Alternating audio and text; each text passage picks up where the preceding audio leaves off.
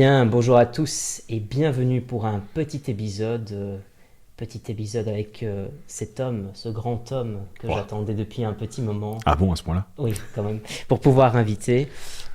Écoute, c'est parti d'un message, Ouais. tout simplement. Et je t'avoue que je n'ai absolument rien préparé. Je ne sais pas qu'est-ce qu'on pourrait, de quoi est-ce qu'on pourrait parler, de quoi est-ce qu'on aurait envie de parler. Mais je me suis dit que de toute façon, il y aurait toujours moyen de trouver sujet de conversation, bonne Oui. conversation de qualité, Bah oui. et que trouver des sujets ne serait pas un problème. Oui, on va Mais trouver. peut-être, avant de trouver, est-ce que tu saurais peut-être te présenter succinctement, Avec plaisir. Tu veux une présentation longue, courte, comme tu moyenne? veux. Allez, je te le fais al dente alors. Allez, go. Allez. Du coup, bonjour à toi et bonjour à tous ceux qui nous écoutent. Je m'appelle Mathieu Mascalque, je travaille comme journaliste pour l'instant. Journaliste en télévision dans ce qui est des sujets de société magazine et dans des sujets d'enquête et aussi dans du sport. Ok, Voilà, comme ça t'as un panel un peu très large. ok. Quel âge, rappelle-moi? J'ai 30 ans. T'as vu? Quelle Ouais, vie, hein? J'ai ça 30 va. ans. C'est déjà pas mal. Excellent. Ouais, on y arrive jusque-là.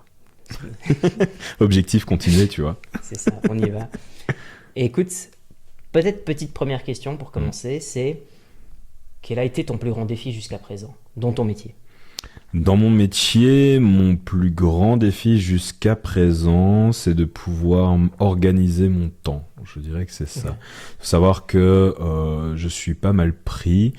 Pourquoi? Parce que déjà le métier de journaliste, on va dire, on n'a pas un horaire, c'est pas 9-17, le boulot, c'est genre pour être flexible. Donc c'est-à-dire tu peux travailler plus tôt, tu peux travailler plus tard, tu peux travailler moins de temps que tu ne l'avais imaginé, tu peux travailler plus longtemps que tu l'avais imaginé, tu dois pouvoir être flexible à ce niveau-là. Ensuite, c'est agencer ça avec mon projet qui s'appelle BUAP Media. N'hésitez pas à follow si vous avez envie, BUAP Media. Il y aura un petit lien dans la Euh, description. Let's go, ça c'est gentil. Et c'est un média qui parle de hip-hop en Belgique. Et ça, par exemple, du coup, je suis pas payé pour faire ça. C'est mon projet personnel. Donc du coup, c'est mon temps que j'investis là-dedans. Et donc du coup, tu rajoutes le temps que je passe sur ce projet-là, plus le temps que je passe sur mon travail, plus le fait que j'adore le basket. Donc du coup, je fais du sport. Donc du coup, je fais le basket et j'adore ma compagne. Donc du coup, je passe du temps aussi avec elle. Et donc du coup, tout ce panel-là fait que quand tu te rends compte que t'as que 24 heures dans une journée, c'est compliqué. Donc il faut pouvoir réussir à agencer le temps. De la meilleure des manières possibles. On essaye je prétends pas y arriver, mais je prétends au moins essayer de tout mon être. Mais c'est déjà pas mal d'avoir non seulement ces engagements-là, mais en plus de ça, être capable aussi de avoir assez de clarté d'esprit pour se dire qu'on a une passion et qu'on a envie de la suivre aussi. Ouais, Je de trouve que c'est l'assumer. important Ouais. c'est ça, d'assumer. Euh, Qu'est-ce que, selon toi, parce que je pense que c'est un bon point d'ancrage pour notre conversation, c'est, tu as parlé que gérer le temps était un des plus grands défis pour toi Mhm. dans ton métier. Tu as quand même de l'expérience, tu n'es plus vraiment débutant là-dedans. Ouais, c'est quoi, c'est ma 4e année de carrière professionnelle. Ouais. Donc ouais. Tu n'es plus débutant, hein, loin de Oui, là. c'est ça, on n'est plus dans la Qu'est-ce que ces découverte. 4 années t'ont déjà appris en termes de gestion du temps, justement? Quelles sont les choses ou les stratégies que tu as mis en place pour pouvoir mettre de plus en plus, affiner, pardon, ton, ta gestion du temps? Oui. Je suis quelqu'un qui prend beaucoup de notes dans ma tête, donc du coup ça fait que je m'épuise forcément énormément mentalement, et donc du coup ce que j'ai surtout appris c'est pouvoir du coup gérer un calendrier. Depuis Ok. que je note dans mon téléphone au moins ça, à défaut d'avoir un calepin, depuis que je note dans mon téléphone ce que je dois faire et que je me mets des rappels par rapport à ce qu'il y a à faire, ça m'aide. J'ai aussi essayé la to-do list, tu vois, donc du coup je prenais mon application Note et je mettais des points sur ce que je devais faire et je barrais ce qui était fait, et en fait l'air de rien j'ai abandonné un peu l'idée, j'ai pas réussi à la tenir sur le long terme, mais l'air de rien j'aimais bien cette idée là parce que le fait de cocher en me disant c'est fait ou le fait de barrer pour me dire c'est fait, ça m'aidait à voir les choses avancer. Ok. Tu vois, souvent comme je le notais avant dans ma tête, j'avais pas l'impression d'avancer, ou forcément à un moment donné, comme tu retiens tout dans ta tête, tu oublies, et tu passes sur des trucs et tu dis mais en fait je vais faire ça, j'ai complètement oublié, et puis tu te retrouves à devoir tout faire dans le rush alors que c'était pas prévu. Je dirais que là pour l'instant vraiment c'est la meilleure chose que j'ai réussi à mettre en place, parce que pour le reste, comme j'ai énormément et que je dois réaliser beaucoup sur très peu de temps, je fais souvent l'un à la suite de l'autre. Tu vois, un peu ce travail de j'essaie de faire ça, je le termine et après je passe à la suite. Je le termine, puis je passe à la suite, puis je le termine, je passe à la suite. J'essaie de faire comme ça, ne fût-ce que pour savoir que pour ne pas perdre le fil en fait. Ok, Ne fût-ce que pour pas perdre le fil. ok. Et pourquoi c'est important justement de ne pas perdre le fil? Mais parce que je suis dans un métier où l'importance aussi c'est le storytelling, c'est pouvoir raconter, et donc du coup ne pas perdre le fil, ça me permet de bien être sûr que je raconte bien mon travail, que je l'ai bien en tête, Ouais. que je l'ai souvent je fais de la vidéo, donc que je l'ai bien exporté, tous les trucs comme ça, et lui accorder aussi à ce travail le temps qu'il mérite en fait. Je peux pas juste le rusher, je dois vraiment pouvoir être dedans, concentré dedans, et donc souvent moi, et j'étais habitué à travailler comme ça, c'est quand j'ai un gros travail, je le commence et j'affronte cette montagne de travail de A à Z, et je vais pas essayer d'aller sur autre chose en attendant. C'est vraiment, je suis capable de travailler de 8 à 22 en restant dans ce truc-là. Alors, Mhm. je suis éclaté à la fin de la journée. C'est peut-être pas la meilleure chose à faire. Des fois, je prends une pause, je fais un tour, tu vois. Oui, bien sûr. Mais je vais pas essayer d'aller sur autre chose, tu vois. Je vais pas commencer un autre travail en me disant, tiens, en fait, là, pendant ma pause, j'ai commencé un autre travail. Non, tu vois, je reste sur ce truc-là Mhm. en me disant que, une fois que c'est fini, Ouais. je peux, on va dire, l'enterrer mentalement dans ma tête et je peux passer sur l'autre truc. Passer sur Ça, autre c'est chose. fait, quoi. Ouais, ouais. Tu vois. Ok.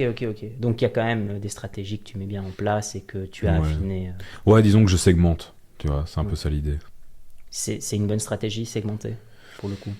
Pour l'instant, elle me convient. Je dirais pas que c'est forcément la meilleure stratégie. Je pense qu'avec le temps, peut-être que je découvrirai d'autres manières de faire et d'autres manières d'avancer, peut-être plus efficaces. Parce que souvent, moi, c'est un peu ça. C'est que moi, je ne suis pas très efficace. Je suis plutôt très, comment dire, j'abats un boulot monstre dans un temps qu'on est capable de me donner. Je suis capable d'abattre un boulot monstre. Mhm. Alors forcément, ce sera pas. J'ai jamais naturellement aller vers la manière la plus efficace, mais je serais quand même parce que je sais pas, il y a plein de gens qui ont l'intelligence de pouvoir acheminer, d'aller d'un point A à un point B en allant plus rapidement d'un point A à un point B. Moi, je vais juste prendre la route la plus qui me semblera la première que j'ai choisie, et je vais aller dessus et je vais me buter dessus, et l'objectif c'est d'atteindre l'objectif, quoi. C'est ça. Et je suis sûr que de toute façon, cette segmentation que j'utilise aussi et que je trouve est.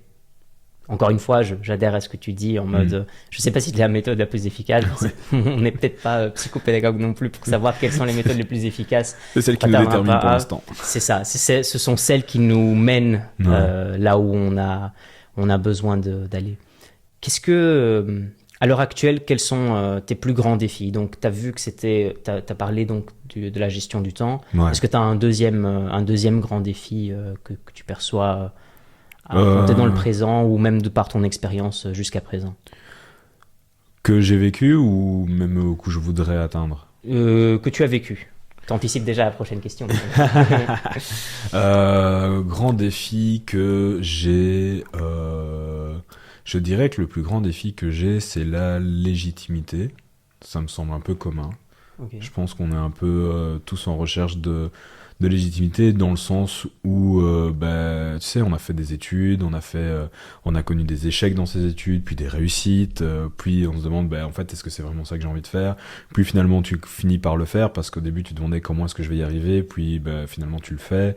Tu regardes dans le regard des autres, là aussi, tu connais des échecs et puis des réussites, et puis tu essayes de te faire valider, on va dire, par Ouais. tes confrères, collègues, amis, tout ce que tu veux, pour être sûr que, à un moment donné, entre guillemets, tu finisses par réussir ta vie, en ce que tu considères comme étant une réussite dans la vie, Oui. et que tu parviennes à t'épanouir. Et donc, du coup, je dirais que, ouais, la recherche de légitimité, tout ça, je sais pas.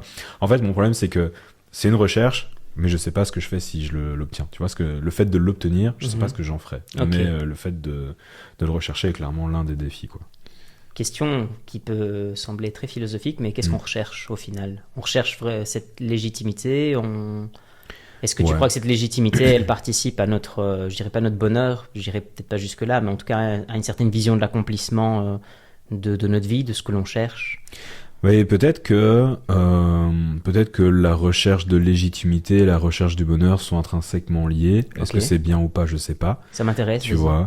Mais peut-être que le fait d'être légitime ou de te dire ok en fait je suis au bon endroit au bon moment, je suis là où je devrais être, ça t'aide à te valider, ça t'aide à t'apaiser et ça t'aide à te dire en fait il n'y a pas de raison que je cherche, que je me torture l'esprit à me dire est-ce que ce que je fais est bien ou pas. Tu sais que tu as la confiance des autres, tu sais que ce que tu fais est bien, tu sais que tu fais ton travail du mieux possible et que tout le monde te reconnaît pour ça, et donc du coup quelque part en soi tu as une sorte d'apaisement intérieur, tu vois. Ok. Maintenant, encore une fois, est-ce que ça arrive si jamais en fait je suis, imaginons, j'ai des gens qui me légitimisent, est-ce que c'est ça que je vais ressentir au fond de moi? Je sais pas, au final. Ouais. Bon, en tout cas, j'aime beaucoup la manière dont tu fais le pont. C'est une idée qui me plaît parce que quand je l'écoute, elle me semble très juste. C'est vraiment ce pont que tu fais, ce lien que tu fais entre je me sens légitime, petit pont, je suis à ma place. Ouais. Ça, je trouve que c'est très beau. Ouais, bah ouais. Peut-être que c'est dû au fait que je regarde trop de dessins animés, tu vois. Ou au final, tu cherches toujours, tu vois, tu sais, dans les dessins animés, t'as toujours un peu cette idée de le personnage est arrivé là où il devait arriver. Tu sais, t'as un début et t'as une fin. Et quand il est à la fin, c'est pas la fin de quelque chose, mais il est au moins certain d'être là où il devait être, d'être à sa place, tu vois. Ouais. Et au final, à travers toutes tes expériences professionnelles, est-ce qu'on ne finit pas par chercher sa place dans cette société, tu vois? Ouais. Super intéressant. Une question. Non, C'est une réflexion. tu saurais le dire, donc c'est quoi? C'est si on devait... Si on devait Ce que tu viens juste de dire à l'instant. Ce que je viens juste de dire à l'instant, c'est que je me demande en fait si, comme le personnage de dessin animé, c'est finalement, est-ce que trouver sa place te permettrait d'atteindre le bonheur, en fait, finalement, si tu veux que je te fasse un autre résumé. Ouais. Vu que je lis, on va dire, la recherche de légitimité et la recherche de bonheur, Super, est-ce que ouais. si tu es légitimisé par tes pairs, est-ce que du coup, tu vas te convaincre que tu as trouvé ta place? Est-ce que du coup, si tu as trouvé ta place, tu te sens pas apaisé, donc du coup, quelque part, tu es heureux? Parce qu'en fait, tu n'as plus besoin de chercher qui tu es celui que tu devais être, tu vois? Bon, je pense que oui, c'est un des facteurs qui participeraient clairement au bonheur. Il y a certainement tout un tas d'autres, mais trouver sa place me parle beaucoup sur ce que tu dis parce que j'ai une impression, tu me diras si c'est juste une impression ou pas, enfin on échangera là-dessus. Est-ce qu'il n'y a pas aujourd'hui, de par toutes les possibilités que les personnes ont de choisir tout un tas de professions, de métiers et de corps de métiers différents, qui fait que finalement on est plus enclin parfois à se perdre plus longtemps et à justement moins facilement trouver sa place, ce qui peut exprimer, allez, je dirais pas spécialement des dépressions ou quoi, mais ce sentiment peut-être un peu plus subjectif de ne pas avoir trouvé encore sa place ou d'être toujours à la constante recherche de sa place. Je dirais que c'est un peu le penchant négatif du faire ce que tu veux. Aujourd'hui, on a la liberté de chacun, chacune, vouloir faire ce que l'on veut. Si moi, demain, j'ai envie d'être autre chose que journaliste, je peux, parce qu'il y a des formations qui existent, parce qu'il y a plein de modules qui me permettent, d'un moment donné, d'atteindre ça, tu vois. Ouais. Il y a une époque, j'ai essayé de me mettre à la photo. Pareil, tu cherches les validations, mais tu te dis, bah tiens, c'est bien, j'ai réussi à faire de la photo. Et de par toi-même, tu peux réussir à faire de la photo. Puis du coup, je me suis mis à toucher à de la vidéo. Puis du coup, derrière, j'ai essayé du graphe. Puis j'ai essayé du graphisme, pardon. Puis j'ai essayé plein d'autres choses. En fait, le fait d'être capable, chacun, de pouvoir faire ce que l'on a envie de faire, à l'instant, on a décidé de le faire. C'est ça aussi qui donne allez, devant toi ce parterre de panels que tu peux explorer. Et donc ouais, je pense qu'il y a aussi ce côté, donc du coup le penchant négatif qui est est-ce que je me perds pas en fait dans tout ce que je fais, tu vois? Moi par exemple là aujourd'hui, j'ai envie de te dire, je réfléchis tout le temps au fait de savoir est-ce que je me perds, tu vois? Est-ce que je me perds dans ce que je fais, dans le sens où mon parcours scolaire a toujours été très, je l'estime moyen plus. Tu vois, pas grandiose, pas énorme, pas excellent, satisfaisant, on va dire ça, tu vois, c'est bien, tu vois, Et du coup, Ce qui fait que c'est bien, enfin, ce qui fait que j'en ai jugé comme ça, c'est que à chaque fois j'avais un retard, on va dire, par rapport aux autres, dans le sens où euh, ceux qui m'entouraient avaient 3 4 ans en moins que moi. Tu sais, genre, ils sont là où ils devaient être, dans ce qu'on attend d'eux, tu vois, ils sont dans le timing. Ouais, ouais. Avec moi, j'ai toujours un peu ce retard de timing. Et donc, du coup, bah, ce qui fait que je commence ma carrière professionnelle très tard, enfin, ce que les gens jugent très tard, à 26 ans, 26-27, là où moi, dans mon esprit, bah, 26-27, t'es censé être dans le timing, t'es censé, entre guillemets, commencer déjà à être dans le top de tes performances, tu vois. Donc ça, Ouais. c'est le point de vue sportif. Et avec ça, bah, donc du coup, je me suis dit, bah, il faut pas que je me mette de frein, il faut que je tente des trucs. Tu vois, Ouais. il faut que je tente des choses. Du coup, j'en suis venu à créer mon projet Boab Media, où je fais journaliste, où je fais monteur, où je fais cadreur, où je fais photographe, où je fais des fois graphiste. Mais tout ça, forcément, je ne me prétends pas de tous ces métiers-là, mais c'est juste que je le fais à ma sauce et avec mon bagage et avec ce que j'ai pu apprendre ou, enfin, pour essayer de confectionner, de réaliser ce que j'avais dans ma tête, tu vois. Et donc du coup, bah, t'as ça. Puis après, je deviens journaliste. Je fais de l'investigation. Je travaille sur des émissions de télé-réalité. Je travaille et là, je me dis, mais moi, qu'est-ce que j'aime dans tout ça? C'est le sport. Donc du coup, je tente de faire commentaire sportif. Je me dis, ok, chouette, j'ai un pied, pas totalement les deux pieds, mais j'ai un pied dedans, tu vois. Et maintenant, je suis un peu entre deux, où je fais journaliste pour de la télé-réalité et un peu d'investigation, parce qu'ils ont une émission d'investigation, et sportif, tu Mhm. vois. Et là, maintenant, moi, entre guillemets, je suis perdu parce que qu'est-ce que j'ai envie, tu vois. J'adore consommer du sport, j'adore le sport. Logiquement, moi, dans mon esprit, je me dis, je devrais me tourner vers là. Et si je me tourne vers là, ça veut dire travailler le week-end, ça veut dire moins voir sa meuf, ça veut dire plus faire de basket, donc ça veut dire, tu sais, bizarrement, faire de journée sportive, ça veut dire plus faire de sport parce que j'aurais pas le temps de faire du sport, tu vois, je serais trop Ouais. occupé à travailler dessus. Oui. Et de l'autre côté, là, avec l'autre boîte de prod, j'ai réussi, on va dire, à trouver une habitude, Ouais. donc du coup un confort, dans laquelle je me dis, ok, là tout se passe bien, c'est pas tout le temps parfait, on va pas se mentir, mais j'ai trouvé une habitude et ce confort-là, il est pas mal dans le sens où bah, je peux continuer à faire du basket, mon sport premier, je peux travailler de nuit sur le sport en tant que commentaire sportif Ouais. et je peux voir ma compagne, tu vois, Ok, je ok, trouve, ouais. on va dire, un équilibre.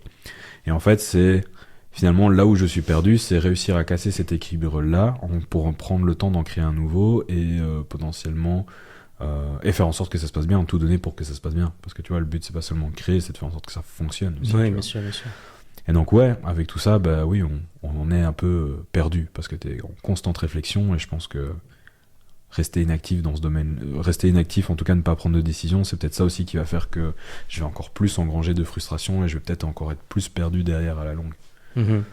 Moi, c'est intéressant, c'est très intéressant ce que tu dis et ça me fait penser à deux grands éléments qui peuvent être liés à tout ton discours. Mm. C'est la première, c'est que tu as finalement quelque part un peu expliqué pourquoi est-ce que être surstimulé de choix peut nous mettre à mal et donc peut nous perdre. Alors certains avocats du diable pourraient nous dire oui mais il faut se perdre ou mieux se perdre que pour mieux se retrouver, ce qui peut fonctionner dans certains cas mais qui n'est pas valide pour tout le monde et voire même pour la plupart des gens parce que sinon on se serait tous très vite retrouvés ou très vite trouvés. Mais il y a aussi une deuxième chose, c'est que il y a aussi cette on a je pense inconsciemment ou ne fût-ce qu'instinctivement, cette envie très puissante que peu importe ce dans quoi on s'engage, que les choses aboutissent très vite. Or, on sait pertinemment que pour que la mayonnaise prenne, il faut du temps, il faut quand même un processus, que ça ne vient pas du jour au lendemain. Et le fait de ne pas aboutir à des résultats très très vite peut aussi jouer et avoir un impact sur la perception que l'on a justement de la réussite et même du fait de se sentir légitime ou pas, parce que peut-être que on n'a pas fait grand-chose aux yeux peut-être des autres, des confrères, des collègues ou autres, qui eux, en l'occurrence, auraient pu avoir plus d'expérience, plus de recul ou de vécu, mais que pour nous-mêmes, qui étions à un point A initial, peut-être bien plus reculé en termes de distance parcourue, peut-être que certes, nous ne sommes pas au point B, mais nous sommes déjà dans une espèce de point A aligné A ou quelque chose comme ça, dans lequel tu es un peu dans un entre-deux, dans lequel tout le processus est en train de se dérouler et se passer, sauf qu'on n'est peut-être pas apte à le voir parce que comme on est en plein processus, on aurait moins tendance à s'imaginer évoluer, alors qu'au fait on est en train d'évoluer, on est déjà en train de changer, comme tu as dit, tu veux mettre les pieds dans différents domaines et en même temps tu n'as pas le choix que de devenir cadreur, photographe, vidéomaker, monteur, etc. et que tu dois aménager tous ces corps de métier parce que tu as décidé d'aller chercher quelque chose. Et ça, je pense que c'est important de le souligner aussi, parce que je pense que ça permet de bien faire le lien entre ce que tu dis, quoi. C'est clair, c'est clair. Et réussir à faire en sorte en fait que toutes ces compétences-là te servent en fait pour plus tard. Donc goûter à différents métiers, ça ne fait que du bien, même si on se perd un petit peu. Moi, je pense que ça fait que du bien parce qu'en vrai, maintenant, c'est des compétences et des skills qui me servent. Tu vois.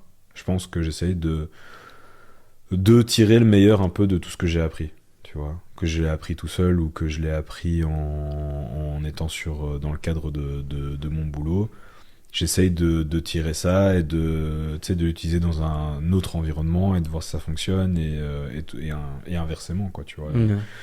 On essaye quand même de faire en sorte que tout se passe bien, tu vois, que tout fonctionne, que tout s'emboîte. C'est bien. En tout cas, moi, grande admiration pour toi et ton travail. C'est gentil. Que tu fais sur ton média. Enfin, c'est très je trouve gentil. ça totalement admirable. Merci beaucoup. Et c'est très chouette. Bah, mec, merci. Parce qu'en vrai, on se donne à fond. C'est pas... c'est très ambitieux ce qu'on est en train de faire parce qu'en vrai, on est parti de cette idée, mon ami Andy et moi, que on n'a pas suffisamment de médias qui se tournent vers le hip-hop belge, dans le sens où on a Tarmac de la RTBF, on a Aloha News, on a Check, et c'est des médias qui, à l'époque où on a décidé de lancer BWAP, mettaient beaucoup en avant les artistes français, francophones. Donc je disais, il y a aussi les Suisses, il y a aussi les Québécois, mais surtout les Français parce que ce sont eux qui font le plus de chiffres en termes d'audience. Où là on se dit aussi, c'est que c'est fou parce qu'en Belgique on a beaucoup d'artistes hip-hop qui mériteraient d'avoir une plateforme sur laquelle ils sont exposés, sur laquelle ils peuvent s'exprimer. Et c'est avec ça du coup qu'on arrivait avec cette idée de BWAP Media, où on s'est dit mais on va parler de hip-hop, on va parler de la culture hip-hop, on va mettre en avant nos artistes, peu importe leur parcours de carrière, dans le sens où est-ce qu'ils sont petits, est-ce qu'ils débutent, ou est-ce qu'ils sont vraiment grands, ou est-ce qu'ils sont juste, on va dire, sous le plafond de verre, ou un truc comme ça, et qu'ils attendent juste d'exploser. Voilà, peu importe leur profil, on va essayer d'en parler, on va essayer de leur donner ce coup de main ou cet attrait, en espérant qu'ils en aient envie et besoin, tu vois, bien sûr.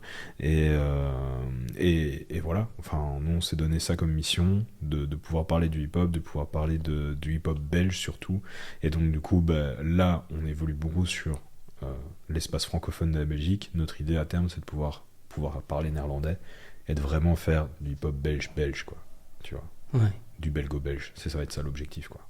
C'est hyper ambitieux, mais c'est super chouette. Ouais, c'est hyper ambitieux, parce que tu vois, les médias que je t'ai cités, ils font du francophone, tu vois.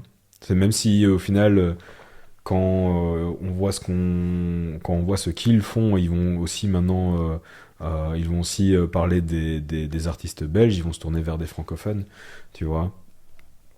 Et si on parle de rap belge ou si on parle de hip-hop belge, il faut inclure les néerlandophones, sinon on parle pas belge jusqu'au bout. Ouais, c'est ça.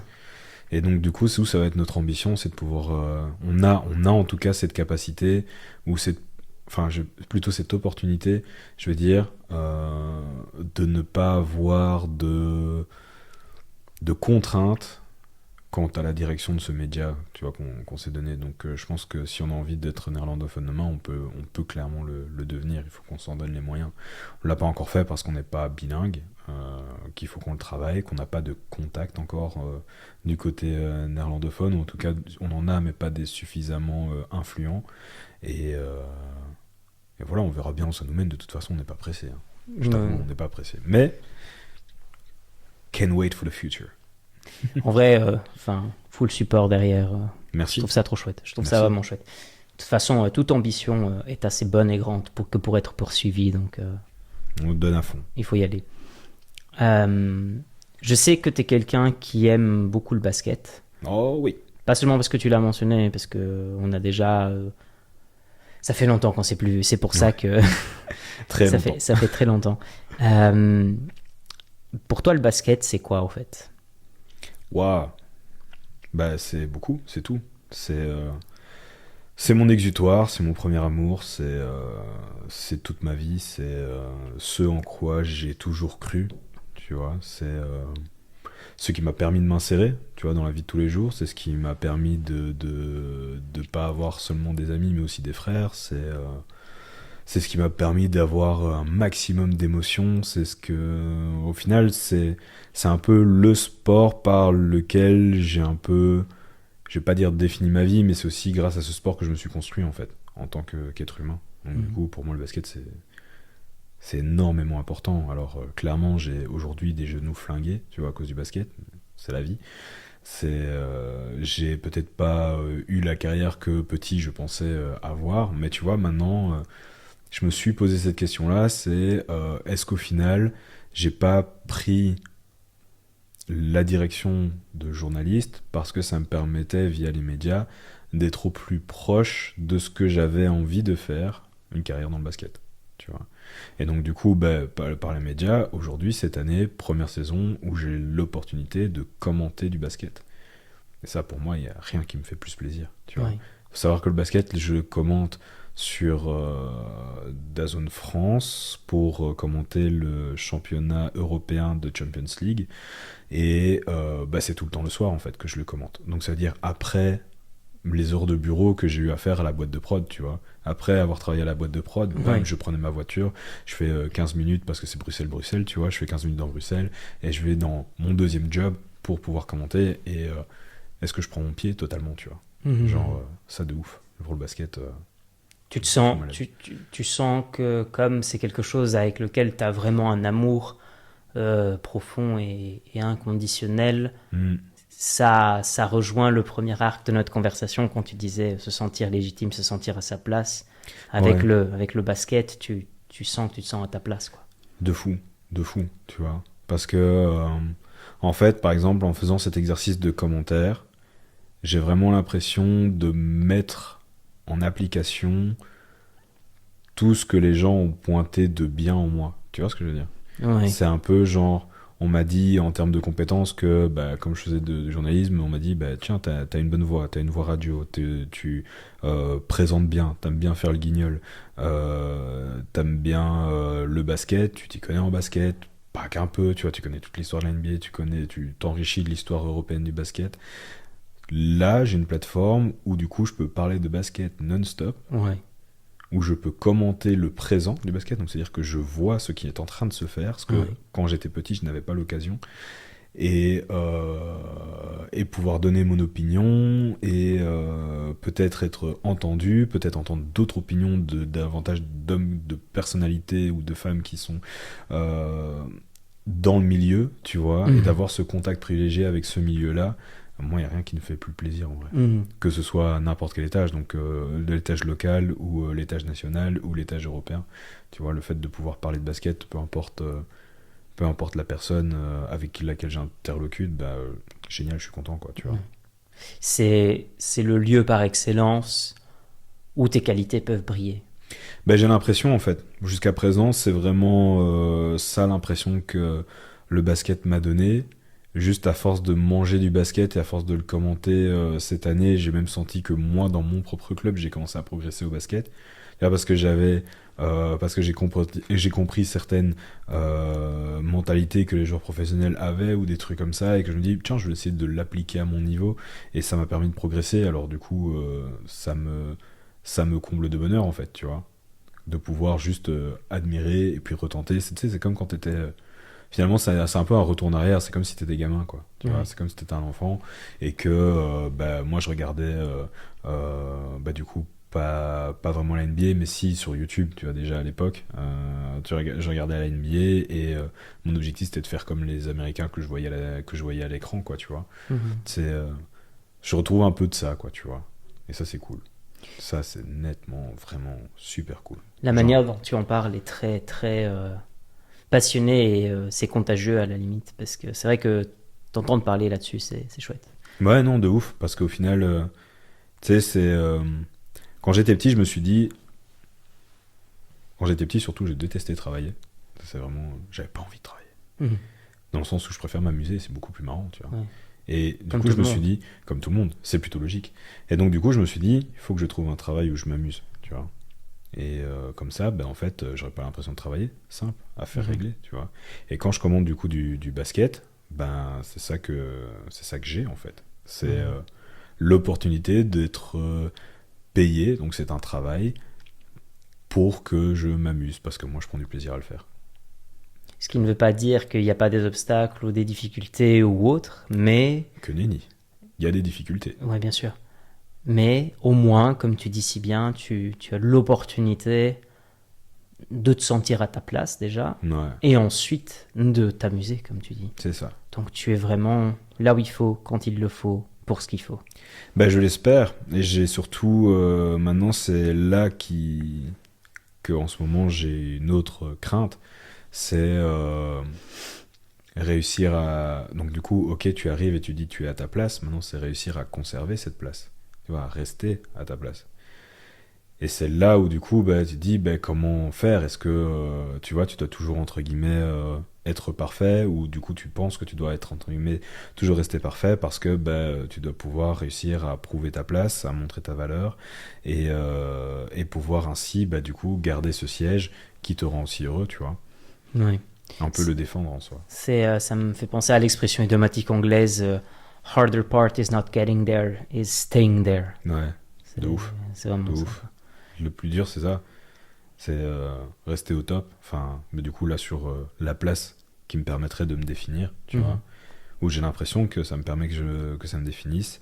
Et en même temps, si tu veux reprendre sur le côté plural et le fait qu'il y a tellement de corps de métier que tu peux visiter, tu vois, moi, je me suis souvent dit, est-ce que j'arrêterai pas d'être journaliste, que j'arrêterai pas un peu mes conneries de me mentir à moi-même, et que j'essaye de faire une formation de coach euh, en basket ou de autre chose en basket, ou que j'appelle la fédération belge de basket et que je leur dise bon ben voilà, voici mes compétences, voici ce que je sais faire, est-ce qu'il n'y a pas une place pour moi, tu vois, genre, et Et comme ça, pourquoi pas?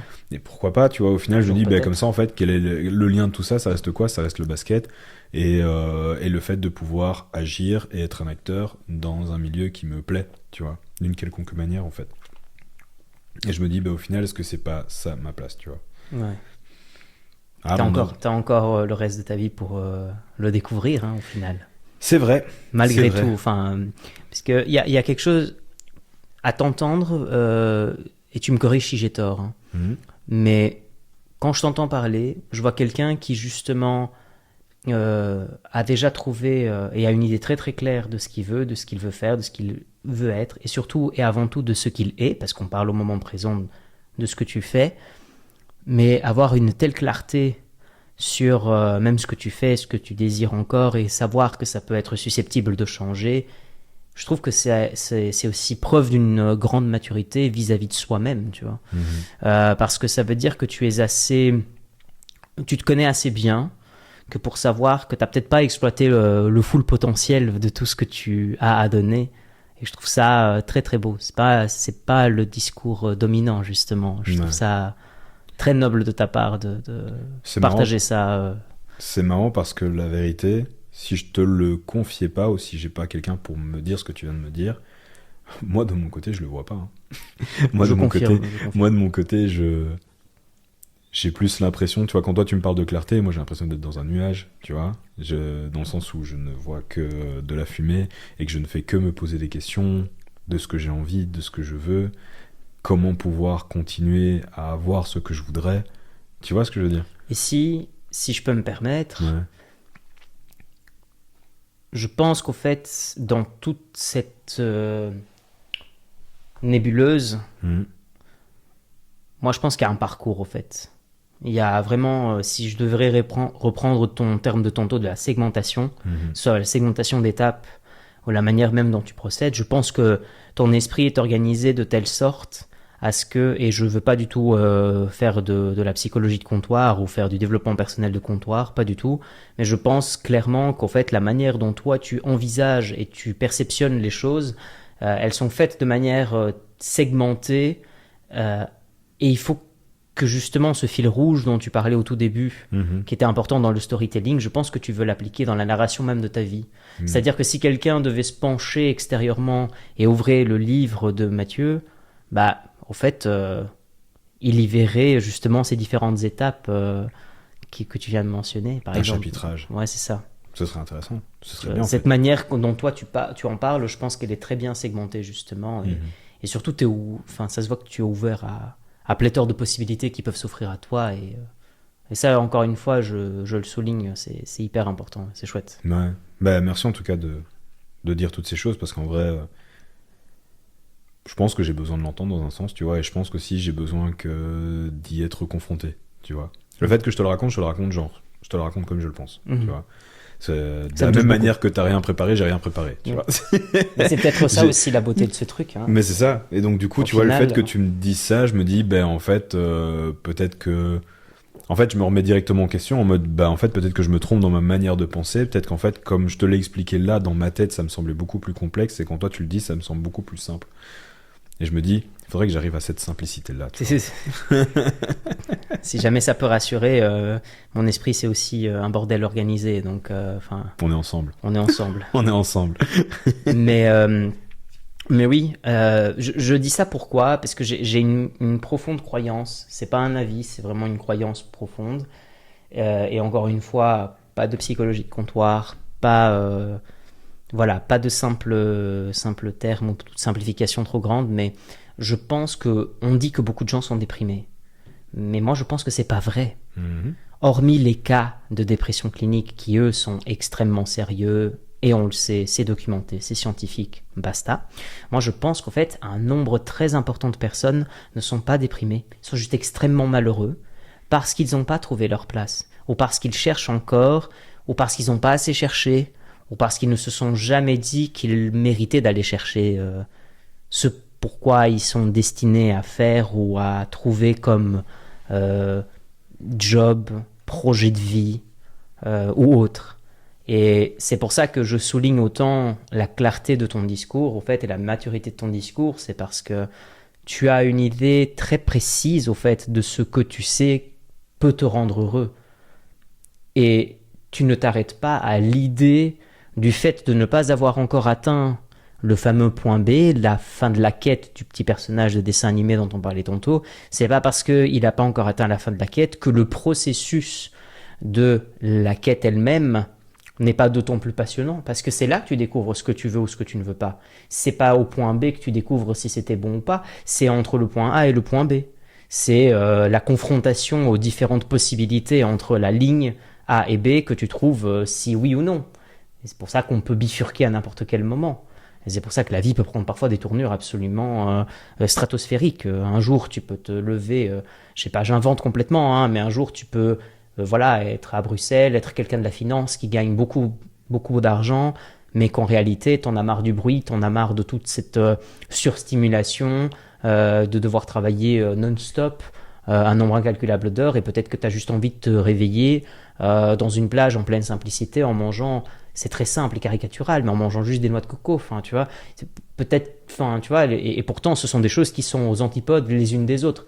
Je caricature évidemment et je simplifie au maximum, mais au final, si on ne trouve pas, je pense, je suis persuadé en tout cas, que si on ne trouve pas vite, à partir d'un certain âge en tout cas, pas vite, mais à partir d'un certain âge, notre direction, notre projet de vie, finalement ce qui nous anime, bah, je pense qu'on peut sombrer vraiment, non pas dans la dépression, mais vraiment dans un extrême malheur, quoi. Qui, je pense, est ce qui affecte beaucoup de gens. Voilà. Tu penses qu'il y a un âge à laquelle on ne cherche plus le bonheur? Je pense pas qu'il y a un âge précis. Je pense qu'il y a une constante poursuite de la chose, mais au fait, je pense que le bonheur, c'est pas la poursuite du bonheur, c'est le bonheur de la poursuite. Mhm.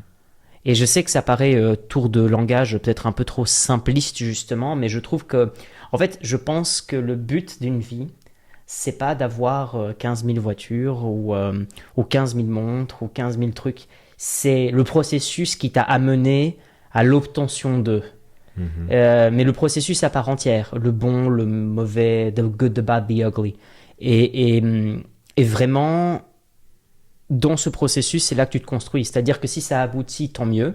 Si ça n'aboutit pas, je vais comprendre pourquoi. Et dans tous les cas, j'aurai évolué. Parce que si ça aboutit, victoire, mais je dois me concentrer sur autre chose. Donc finalement, l'horizon ou la montagne en cache toujours une autre. Donc tu seras quand même amené à poursuivre quelque chose. Donc la poursuite ne s'arrête jamais.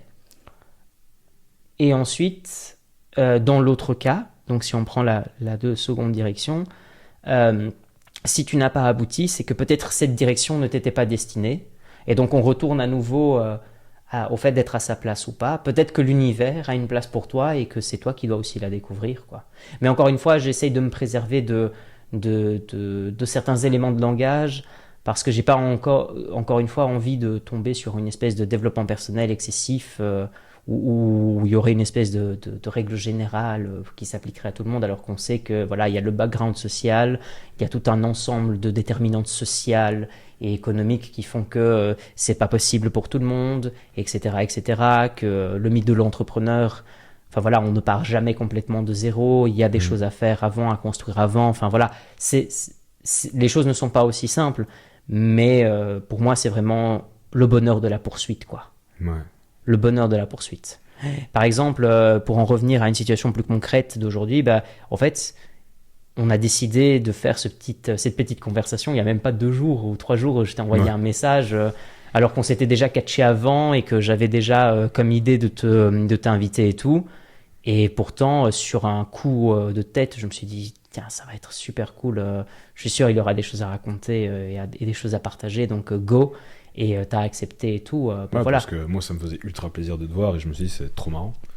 Mais d'ailleurs, ça, c'est ce que toi, tu vois par rapport à moi. Mais moi, dès que t'as dit oui, moi, j'étais littéralement comblé de bonheur. Parce que j'étais là. Go.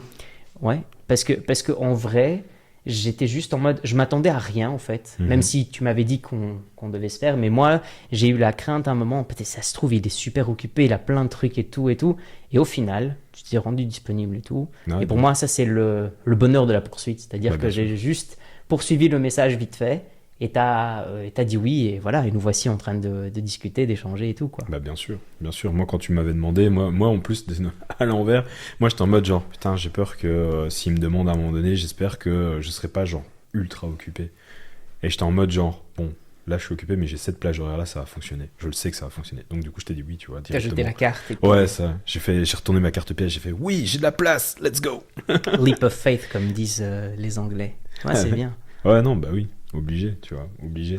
C'est, moi, je dirais plutôt le bonheur de la coïncidence, parce qu'en vrai, on s'est jamais vraiment perdu de vue, mais toujours un peu genre... je sais pas, on n'a pas été proches, mais on a gardé que des bons souvenirs l'un et l'autre de l'un l'autre, de nos contacts en général. On a toujours réussi à garder contact malgré le fait qu'on était très loin l'un de l'autre. Très loin, bon, à l'échelle de la Belgique, hein, on se comprend. Enfin, que t'as quand même été au Luxembourg et au Portugal. Mais genre... Allez, on a été en psycho, peut-être 2 ans, puis on s'est séparés parce que moi je suis à Tournai, toi tu vas en philo, tu restes loin à Neuve. Puis à partir de là, il y a juste cette période-là, puis Bruxelles, et nos vies n'ont pas le même chemin. Et regarde, là maintenant, on arrive à recroiser nos chemins à nouveau. Je trouve ça trop cool, moi. Moi, je trouve que c'est des choses les plus belles qui soient. Ouais, franchement, c'est cool. Et pas seulement en termes d'amitié ou autre, si je peux me permettre, mais plutôt de... C'est vraiment la phrase de la chanson, encore une fois, ça a semblé très développement personnel, mais c'est le fameux « what goes around comes around », tu vois, c'est... Je pense que les gens, quand ils ont des parcours de vie qui se ressemblent, ils finissent par s'assembler à nouveau tôt ou tard. Vraiment, comme tu dis, les lignes s'interceptent à un moment. C'est quasi mathématique, finalement. Bien sûr. C'est ça qui est chouette. J'ai plusieurs relations où du coup je vois les gens tous les jours et tu crées d'autres liens parce que tu les vois tous les jours. Et il y a des relations comme avec toi où finalement on se voit pas tout le temps, voire rarement, mais le fait de garder contact et de parvenir à se retrouver à certains moments, certaines périodes de nos vies, c'est quand même assez sympa, je trouve, c'est quand même assez marrant. Et puis à chaque fois, moi tu vois, quand tu m'as proposé de faire ce podcast, j'étais quand même vachement content dans le sens où finalement derrière ton nom et ton prénom je garde que du bonheur, tu vois, et donc du coup à partir de là oui, tu vois, Tu m'aurais proposé, même on se boit un verre, j'aurais dit oui.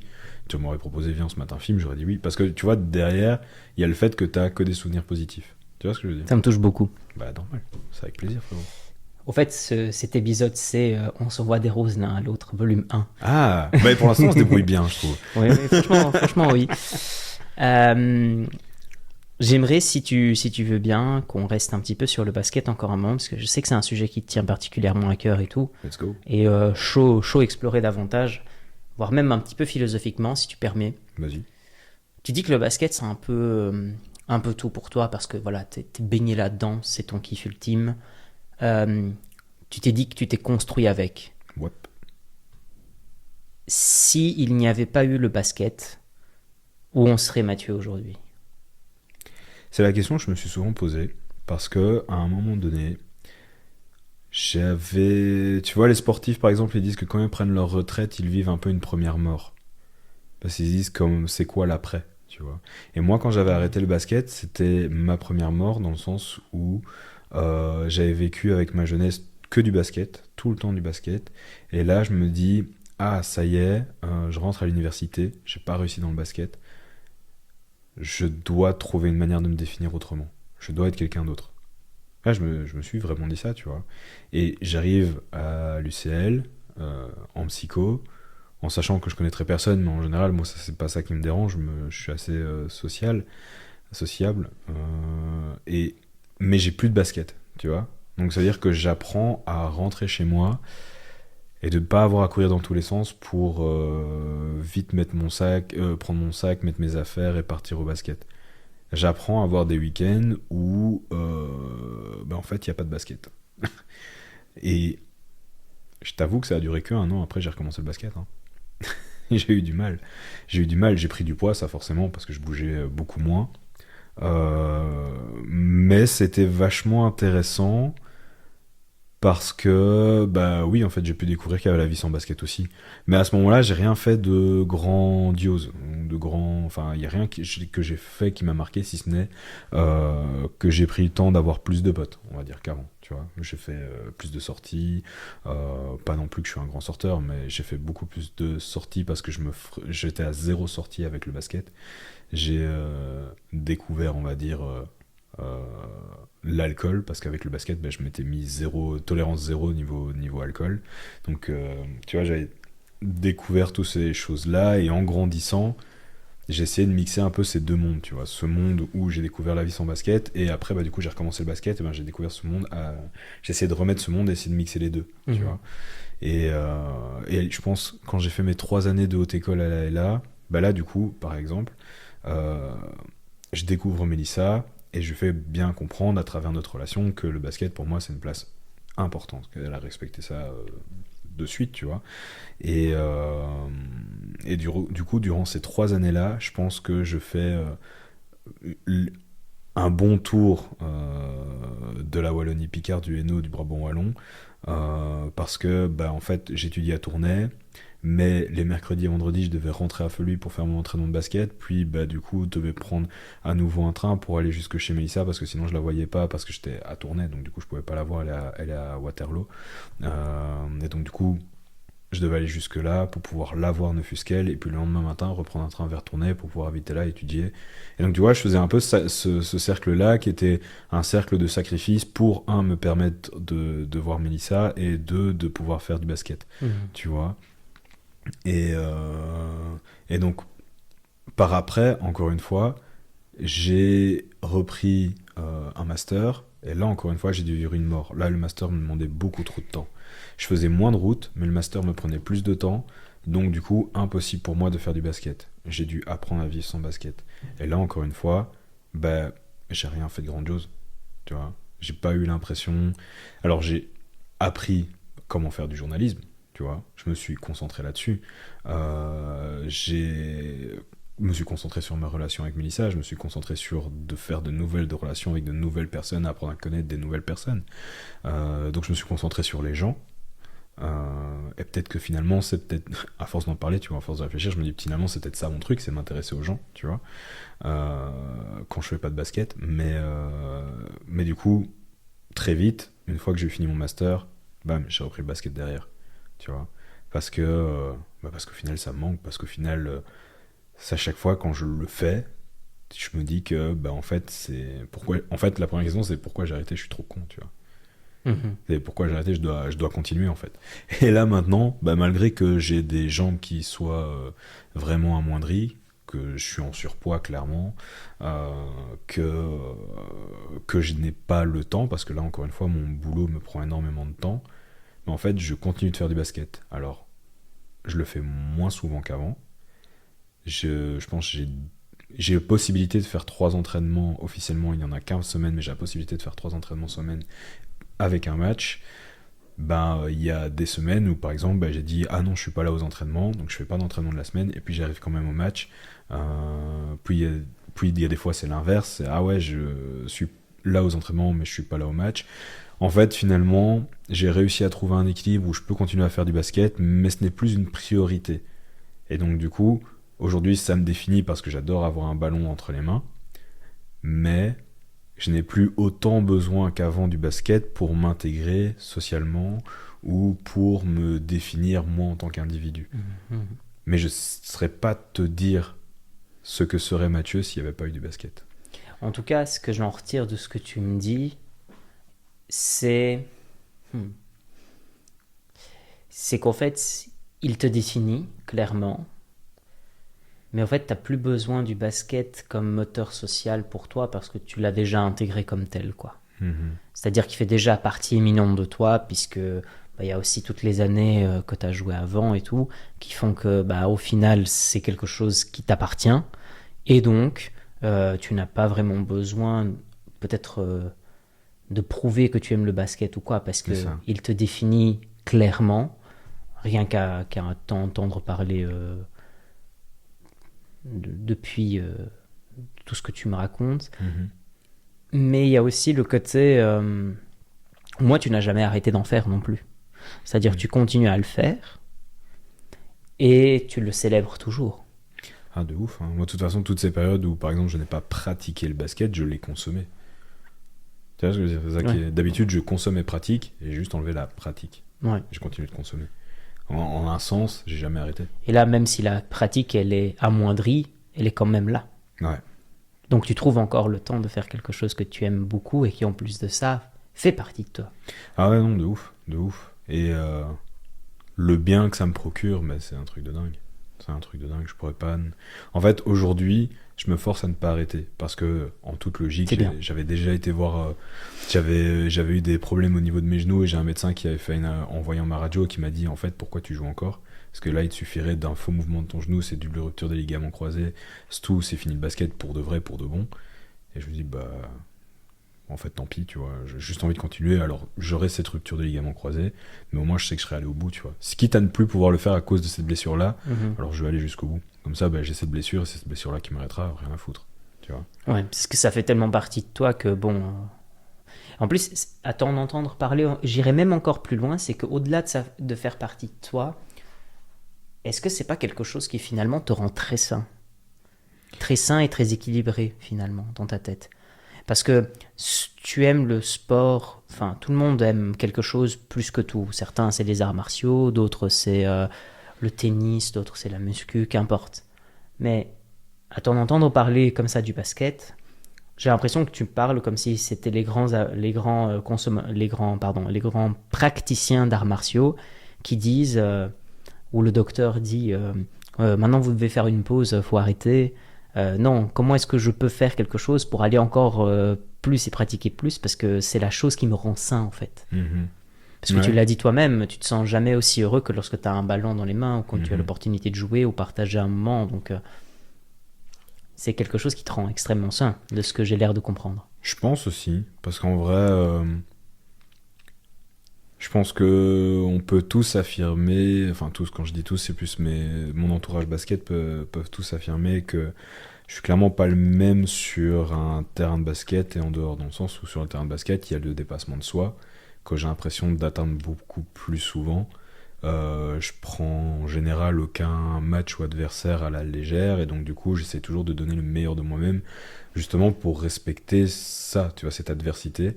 Et le fait de pouvoir, quand tu vois une bonne équipe ou que tu vois un bon adversaire et que tu puisses toi te dépasser et réussir à donner, en ayant donné le meilleur de toi-même, à être meilleur que l'autre, euh, il y a une forme de joie aussi. Tu vois, il y a une forme de joie dans le sens où je suis satisfait de me dire, bon, en fait, je suis mieux que ce que moi je croyais. Tu vois. Tu vois, moi je me. Allez, quand je fais du basket par exemple, il y a. Tu ne te restreins pas, quoi. Voilà. En fait, en règle générale, j'ai une vision de moi, je pense, qui n'est pas forcément très élogieuse. Pourtant, on dira que j'ai de l'ego, on dira que je suis quelqu'un d'ambitieux, on dira ça, mais moi, quand je me vois moi-même à mon échelle, quand je me regarde de moi-même, je me vois pas aussi bien que d'autres pourraient parfois me voir. Quand on me dit je joue bien au basket, moi j'imagine pas que je joue bien au basket. Moi, Mhm. pour moi, je suis pas arrivé professionnel, je n'ai pas atteint les objectifs que je devais arriver, donc je suis pas aussi bien que j'aurais voulu être dans ma tête. Tu vois. Mhm. Ouais. Et donc du coup, quand j'ai ce côté dépassement de soi, je me dis en fait finalement si je peux, en fait, je peux être bon. J'aurais pu être bon et j'aurais pu être meilleur que ce que je suis. Et je le sais parce qu'en fait, là, j'y arrive et là, j'y parviens et ça me rend heureux, tu Mhm. vois, Ouais. en fait, finalement. De, ouais, c'est ça, de pouvoir, en fait, se dépasser, tu vois, de pouvoir te dire, ma limite était là, mais aujourd'hui, ma limite est plus loin, Mhm. tu vois. T'as augmenté le seuil C'est ça, en termes de plafond de verre, etc. c'est ça. Et en fait, c'est un combat perpétuel contre soi-même, en fait, tu vois. Et savoir que tu gagnes contre toi-même, des fois, ça fait du bien. On a parlé un petit peu de ça en off. Tu me diras ce que toi t'en penses personnellement. Mhm. Toi, c'est le basket. Moi, c'est plus la musculation, la course. Récemment, les arts martiaux pour moi. Mhm. C'est quelque chose que je découvre aussi comme étant une partie importante. Mhm. Euh, Est-ce que tu estimes, vu que tu fais, que ton média veut tourner autour du hip-hop, Mhm. qui est aussi une modalité sportive quelque part, Quelque ou part. modalité artistique, Mhm. je sais pas où est-ce que toi tu la situerais, Mhm. mais si on devait trouver des gamins, des jeunes adultes, on va dire dans la vingtaine, qui se cherchent encore, voilà, qui savent pas trop où est-ce qu'ils en sont, personnellement, un des premiers conseils que je donnerais, c'est pratiquer une activité sportive, peu importe quoi. Course, natation, tennis, arts martiaux, basket, qu'importe. Est-ce que tu serais partant pour dire plus ou moins la même chose, pour commencer à cadrer un peu sa vie, donner une structure ou autre? Tu serais partant pour ce genre allez, je dirais pas de conseils, mais de mise en place d'une structure, d'une stratégie comme ça? Je dirais aux gens de pratiquer une activité autre, tu vois, je veux dire que celles qu'ils sont habitués à faire. Mhm. Parce qu'en vrai, que cette activité, elle soit sportive ou même artistique, parce que je pense que l'artistique t'amène aussi à te dépasser toi-même Bien sûr. et à te battre contre toi-même, à amener ta réflexion plus loin ou à te dépasser, tu Ouais. vois. Ça peut être la peinture, Bon, l'écriture ou autre. avec toutes ces disciplines-là, je pense qu'il y a toujours, c'est toujours important de pouvoir faire autre chose, un truc où finalement c'est toi contre toi et que tu t'épanouis et que tu grandis juste parce qu'en fait tu as pu te retrouver avec toi-même, tu vois. Oui. Je pense que c'est ça le plus important. Je pense que Allez, parce que j'ai pas, moi par exemple, envie de me définir à travers mon travail. J'ai pas envie. Je préfère me définir à partir de ce qui m'amuse. Oui. Tu vois, ça c'est clair. Boap, ça m'amuse. Parce que oui, je me prends la tête à faire de la vidéo, je me prends la tête à faire du montage, je me prends la tête à faire ça. Maintenant, je vais me prendre la tête à faire de ça une ASBL et donc du coup avoir que de la paperasse. Mais c'est un projet, c'est un projet qu'on pourrait dire artistique, médiatique. Euh, et clairement, c'est quelque chose que tu te dis, on est parti de rien, on l'a créé, tu Oui. vois. Donc du coup, c'est encore plus marrant. Pareil en basket, ben là depuis tout petit ça m'a défini, et ça continue de me définir et ça me définira je pense jusqu'à la fin de mes jours. Et je préfère qu'on me définisse comme ça quoi, tu vois, Oui. clairement, tu vois, clairement, clairement. À travers la musique, à travers le journalisme et à travers le basket. Mais je veux pas de faire de mon métier, je veux dire c'est pas parce que je suis journaliste sportif, c'est pas parce que je suis journaliste d'investigation ou de télé-réalité à une télé Mais parce que finalement je suis un passionné, je préfère qu'on me définisse parce que je suis un passionné de basket, parce que je suis un passionné de musique, parce que je suis un passionné de créer des connexions avec les autres, tu vois. Mhm. Il y a une phrase, tu me fais penser à une phrase qui disait 80%, 80 à 90% de nos problèmes et de nos solutions proviennent de notre capacité à gérer les individus. Et du coup, il y a beaucoup de ça dans ce que tu dis là-dedans, j'ai l'impression, parce que quand tu dis que tu veux te définir par ta passion, par les choses que tu aimes et par les bonnes choses que tu estimes avoir laissées écrites, dites, médiatisées de par ton média et autres, finalement qui est un peu ton œuvre, bah au final, ça atteste beaucoup plus d'un travail avec une identité accomplie plutôt que d'un simple passe-temps ou d'un travail qui a été fait de manière quasi mécanique ou quasi technique, juste parce qu'il devait être fait.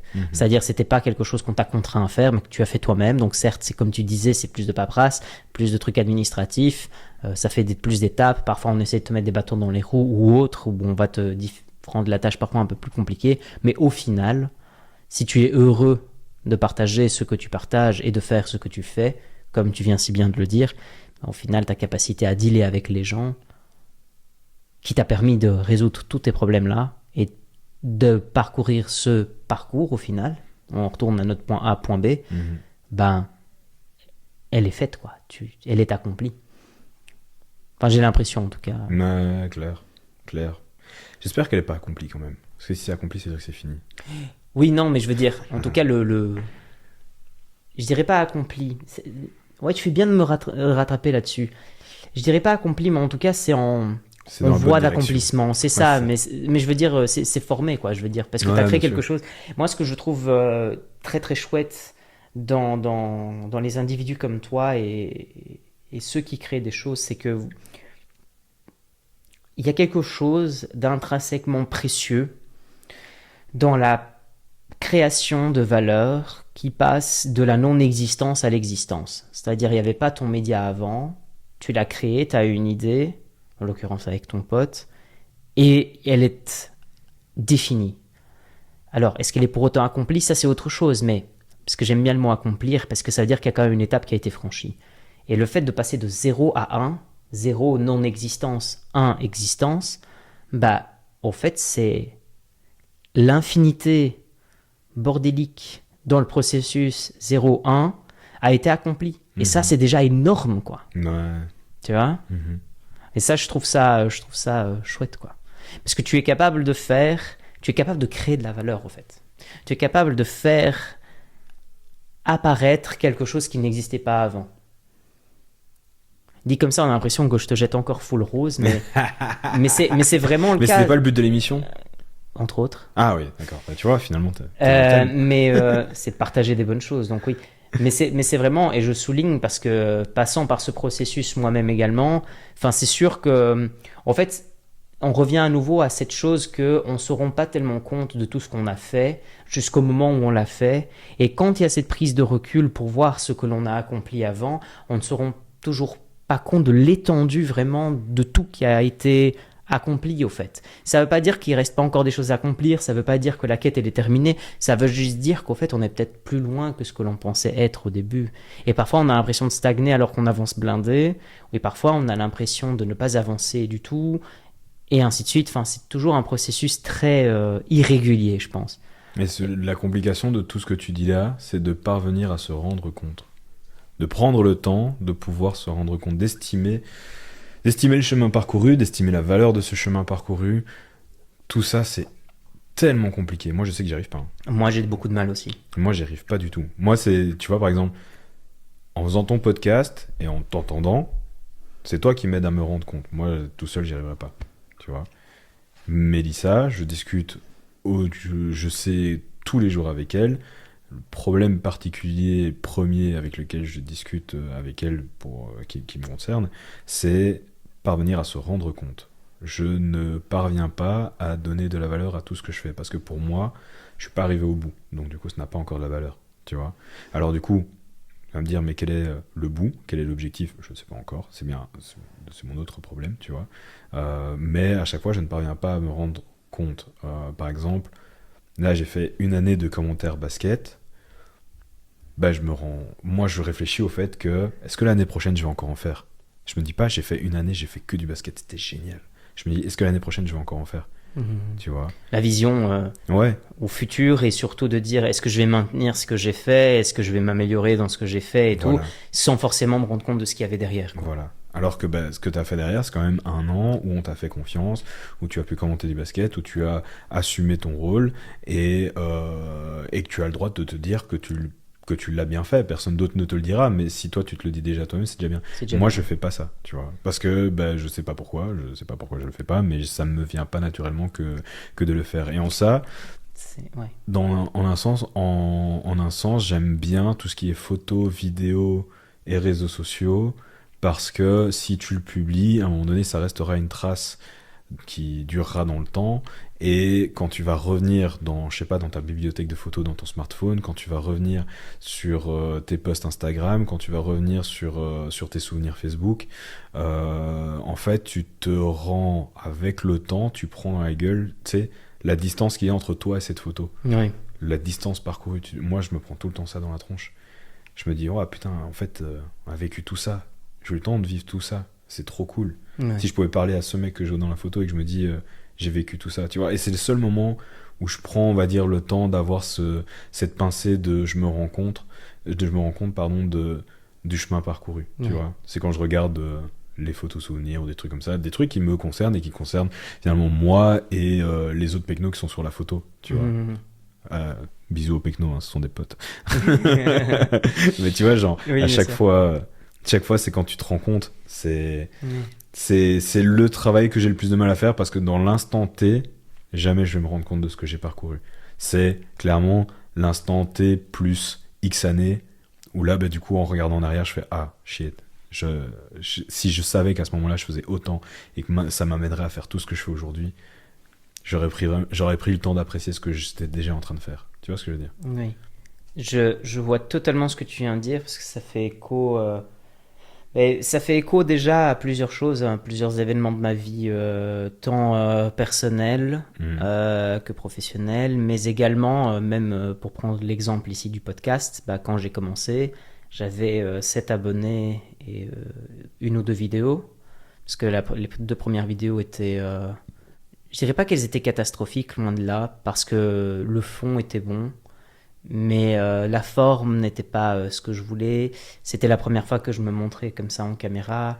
Et en regardant maintenant, et au début j'avais un peu de pudeur parce que j'étais très fier de l'avoir fait, mais je me suis dit, et si... Non, mais en même temps, je pouvais pas faire autrement et tout, parce que la personne était à distance et donc c'était pas possible et tout. Et là, j'ai vraiment fait un dessin, pas seulement physique, mais aussi mental, de comment est-ce que je voulais que la chose devienne. Et à l'heure actuelle, et je dis pas du tout ça pour me vanter ni rien, mais j'ai 90 abonnés, je suis à 28 vidéos et j'ai presque 6000 vues en tout, en totalité de ces 28 vidéos. Et certes, c'est pas beaucoup, mais en réalité, je me suis rendu compte de deux choses. La première, c'est que je m'en fous un peu, parce que je le fais pas pour les vues, sinon je pense que j'aurais fait des bêtises H24. Et ça, t'inquiète que l'algorithme il aime. Et surtout, quand je regarde, ça fait 28 vidéos, quoi. Ouais. Ça fait 28 vidéos que j'ai éditées, que j'ai postées, que j'ai améliorées. Et en plus de ça, je peux voir cette évolution. Je peux voir qu'est-ce qui a été, qu'est-ce qui n'a pas été, comment je m'améliore. Et moi-même, je me suis fait la promesse de me dire que j'allais m'améliorer. Et donc, j'ai continué à publier, parfois avec une mauvaise qualité, mais parce qu'en fait, le désir de faire était tellement supérieur au désir de qualité que je me suis même retrouvé parfois avec des vidéos qui n'avaient pas une si bonne qualité que ça, avec des vues généreuses, même si tout ça reste relatif, mais on s'en fout. À mon échelle, c'est excellent, avec des vues généreuses, alors que, au fait, j'ai eu des gens qui ont vraiment apprécié, qui ont vraiment adhéré au truc. Et ça, pour moi, c'est ça qui, au fait, m'a poussé aussi à continuer, c'est que dans ce désir de m'améliorer, j'ai commencé à sentir l'évolution. Donc, tout ça pour dire que je souscris complètement à tout ce que tu dis et ça me parle particulièrement parce que au tout début, je me suis demandé, mais pourquoi ça ne colle pas? Pourquoi la mayonnaise ne prend pas? Pourquoi ça n'adhère pas? Et en fait, j'ai juste compris que c'est continuer sans attendre rien en retour. Et je vais encore continuer sans avoir rien en retour. Mais c'est pas ça qui est important. Ce qui est important, c'est le fait de l'avoir fait parce que moi, j'ai laissé une trace. C'est clair. Et c'est déjà mieux que peut-être de se dire que j'ai eu l'idée et que je ne l'ai jamais fait. Bien sûr. Et donc au moins, j'ai l'espace de créer. Et Exact. ça change déjà tout. Exact. Je dis tout le temps à Andy, qui est mon collègue sur Boap Media, je lui dis le truc avec notre projet, peu importe la direction que ça prend, le plus dur pour nous, c'est d'être là. À partir du moment où on est là, on a gagné. Et franchement, c'est le plus dur. Parce que si demain on est là, on a gagné. Si après-demain on est là, on a gagné. Le plus dur, c'est d'être là. C'est pas créer, parce qu'on a plein d'idées, on va créer. Mais tant qu'on existe, on a gagné. Tu vois, c'est ça le plus dur pour nous. Et je suis tout à fait d'accord avec toi. Il y a cet espace, il y a toutes ces idées-là. Il faut rien attendre en retour. Il faut juste tout donner et espérer que ça nous définisse encore plus que ce que ça nous a déjà défini aujourd'hui, quoi. Et puis surtout, vraiment ne pas vivre avec le regret de ne pas l'avoir fait. Ouais, non, de ouf. Moi, j'ai pas envie de regretter, hein. J'ai qu'une vie. Ouais, c'est ça. C'est ça. Il n'y a pas le temps d'en avoir une deuxième, hein. C'est ça. Et si on trouve justement et qu'on voit que ça fonctionne, bah c'est ça qu'il faut, c'est que c'est juste. Il y a cette chose qui m'affecte moi, mais qui nous affecte tous quelque part, c'est qu'en fait on s'attend à ce que les résultats viennent tout de suite, parce que comme la société a évolué de telle manière très vite, et comme tout va tellement vite sur Internet, on estime que parce qu'il y a un énorme retentissement de la part des réseaux, des algorithmes, etc., ben, tout décolle très vite. Et au final, non, tout ne décolle pas très vite. Tout prend vraiment son temps, et c'est surtout l'effort, le constant effort, comme tu dis, le fait d'être là. Si tu es là, alors les gens en parleront. Si tu fais ce que tu fais, les gens adhéreront, tôt ou tard. Et puis, les gens finiront bien par trouver et faire écho au message de près ou de loin. Donc, la chose viendra d'elle-même. Exactement. Maîtrise pas. Il y a des choses qu'on maîtrise pas, il faut les accepter, hein. Bien sûr. Bah, mon cher. Que des bonnes choses. je réfléchis parce que cette conversation est beaucoup trop cool, au fait. Ah. Bah, écoute, ravi qu'elle te plaise. Moi, j'avais peur qu'on s'emmerde. Parce que j'ai peur de pas donner suffisamment. Tu rigoles ou quoi? C'est trop bien. Allez, ben on se marre alors. Continuons. Je sais pas, est-ce qu'il y a un sujet en particulier que tu as envie d'aborder? Quelque chose que tu estimes t'as envie de partager ou quoi? Enfin, Parlons de toi. T'as fait quoi depuis? normalement, c'est l'inverse, tu vois. Ah, excuse-moi, j'aime bien prendre de Ok, cours. tu veux sauter? Ok. Contre-pied, vas-y. D'accord, contre-pied. Alors, moi, ce que... Dis-moi, t'as fait quoi depuis la philo? Donc, j'ai fait philo, comme tu sais, réorientation académique. J'ai fini en 2020, si mes souvenirs sont bons. Année Covid, tout ça. Quelle bonne année pour terminer. Punaise. J'ai fait l'agrégation pour être professeur. Oh, J'ai continué. Tu Et donnes puis cours j'ai commencé... Ouais, je donne cours. terrible. Je donne cours dans une petite école, tranquille, pépère, prof de philo et citoyenneté, Super. à mi-temps. Et l'autre moitié du temps, j'ai une activité complémentaire, je suis coach sportif. Beau gosse. J'aide ceux qui ont envie Ouais, de s'améliorer, mais c'est bien. à faire des métamorphoses physiques, Mhm. que ce soit par divers moyens qui existent, à transformer leur corps, leur vie, tout ça. Et au fait, ce que j'essaye de faire surtout, c'est à travers ce que je fais à l'heure actuelle, c'est d'essayer d'avoir un impact positif. J'ai ce regard maintenant, si tu veux, plus tourné, c'est pas vers la société en tant que telle, mais plus sur l'impact que je peux causer en société, en tant qu'acteur, en tant que citoyen. Et j'essaye surtout d'allier talent et passion. De par mes études en philosophie que j'ai grandement appréciées. Au début, je vais être très honnête, je ne m'attendais pas du tout à faire des études en philosophie parce que comme tu le sais, toi et moi, on a partagé tes études de psychologie. Et puis, je sais pas si c'était faute des circonstances de l'époque, faute des circonstances même culturelles de l'époque, je sais pas. Mais en tout cas, il y avait tout un ensemble d'éléments qui faisaient que ça n'allait pas marcher. Est-ce que moi, j'étais même assez mûr pour faire ce genre d'études? Ça, c'est une toute autre question. Je pense qu'il y avait très certainement même un peu de ça. Mais en tout cas, les études de philo m'ont beaucoup plus correspondu et je les ai kiffées, je dois le dire. Je pense que c'est important. J'ai vraiment adoré toutes mes études en philo et l'apport que ça m'a donné. Et même la manière dont ça m'a construit comme personne. Je pense que je suis devenu une personne meilleure grâce à l'université, grâce à ces études-là, qui m'ont vraiment... tu vois, la plupart des gens vont dire ouvert l'esprit et tout. Moi, c'est pas du tout parce qu'elles m'ont ouvert l'esprit. Moi, c'est parce qu'elles ont construit mon esprit, au fait.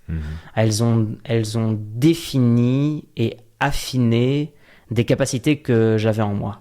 Et ça, c'est excellent parce que ça m'a vraiment appris la rigueur, l'exigence de la forme, l'exigence des éléments, des arguments et vraiment avoir la capacité de s'attaquer à une question avec une certaine rigueur à l'esprit. Moi, c'est quelque chose que j'aime beaucoup. Et donc, je m'efforce vraiment de faire ça à l'heure actuelle en tant que prof. J'essaye surtout de rendre les choses à la fois passionnées, passionnantes. Je me fais des conférences de temps en temps, quand j'ai l'occasion, quand on a envie de m'écouter, ce que je trouvais très chouette. Ok.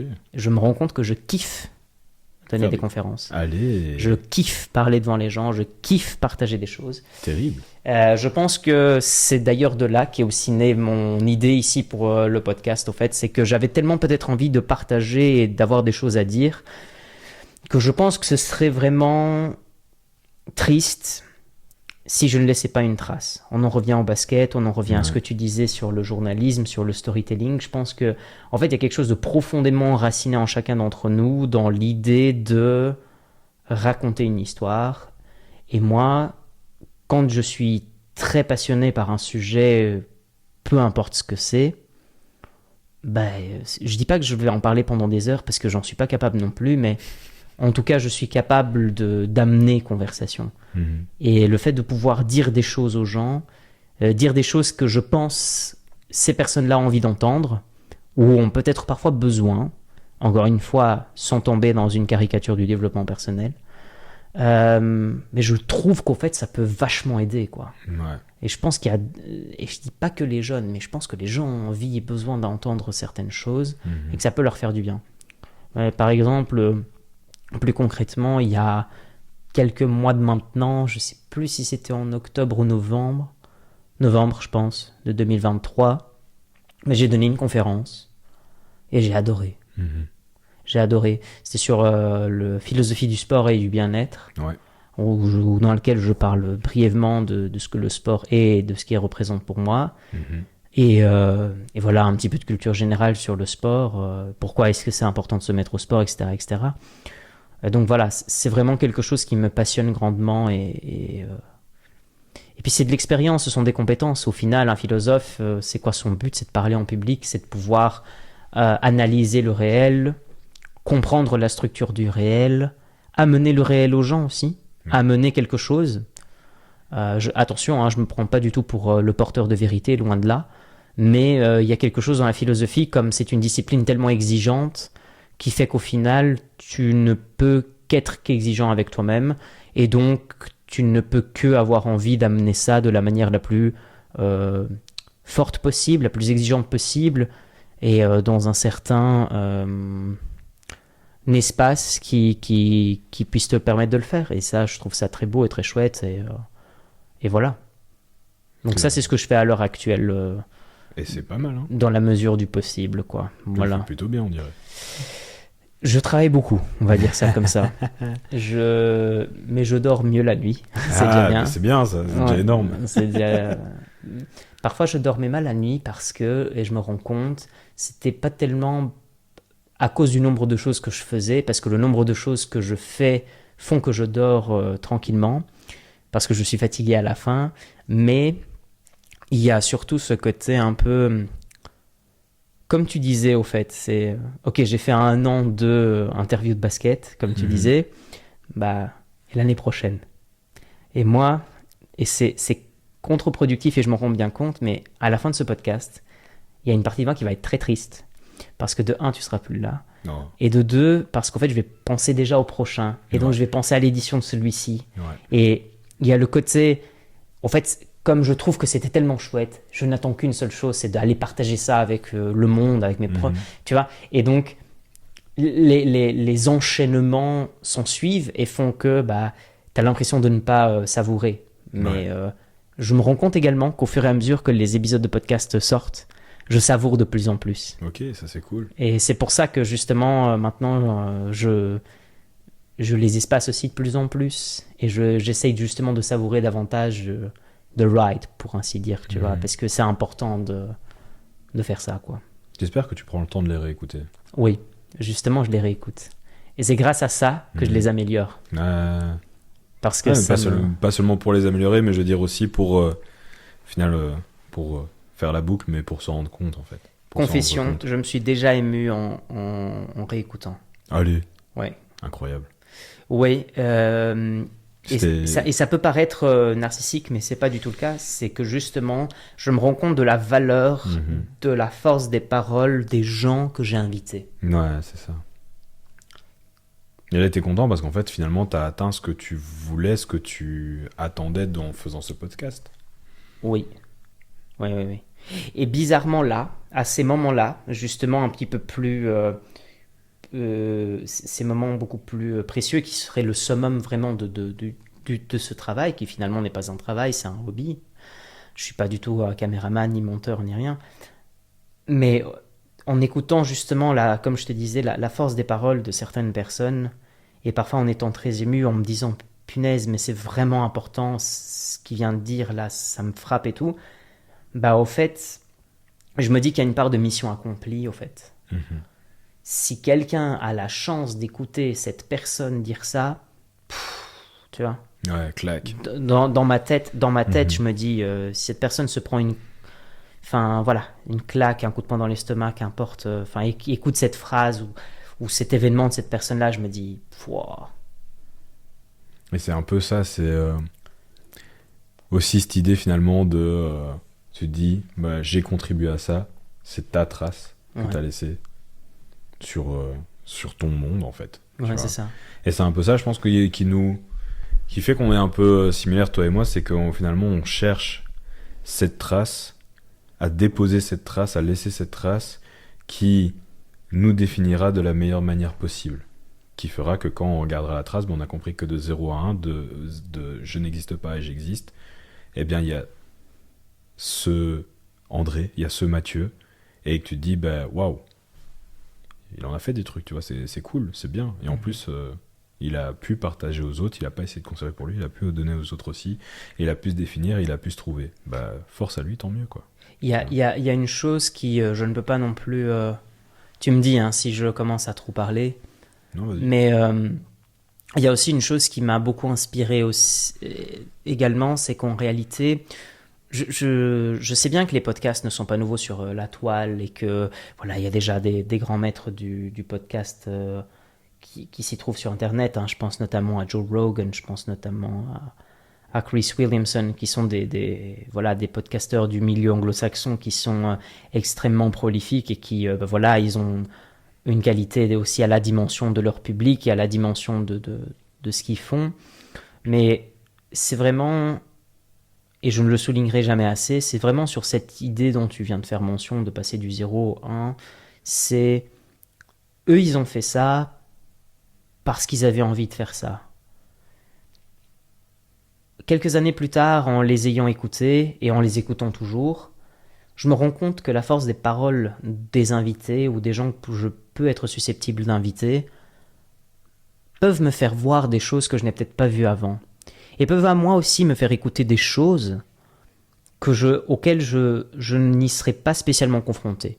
Tu parlais tantôt du fait que indirectement je te confrontais peut-être à des questions auxquelles tu n'as peut-être jamais pensé. Moi au final c'est pareil. Et ça, comme je disais, la force des paroles de certaines personnes, vraiment, je ne le soulignerai jamais assez, mais ça peut être life-changing pour certains, quoi. Ça peut vraiment...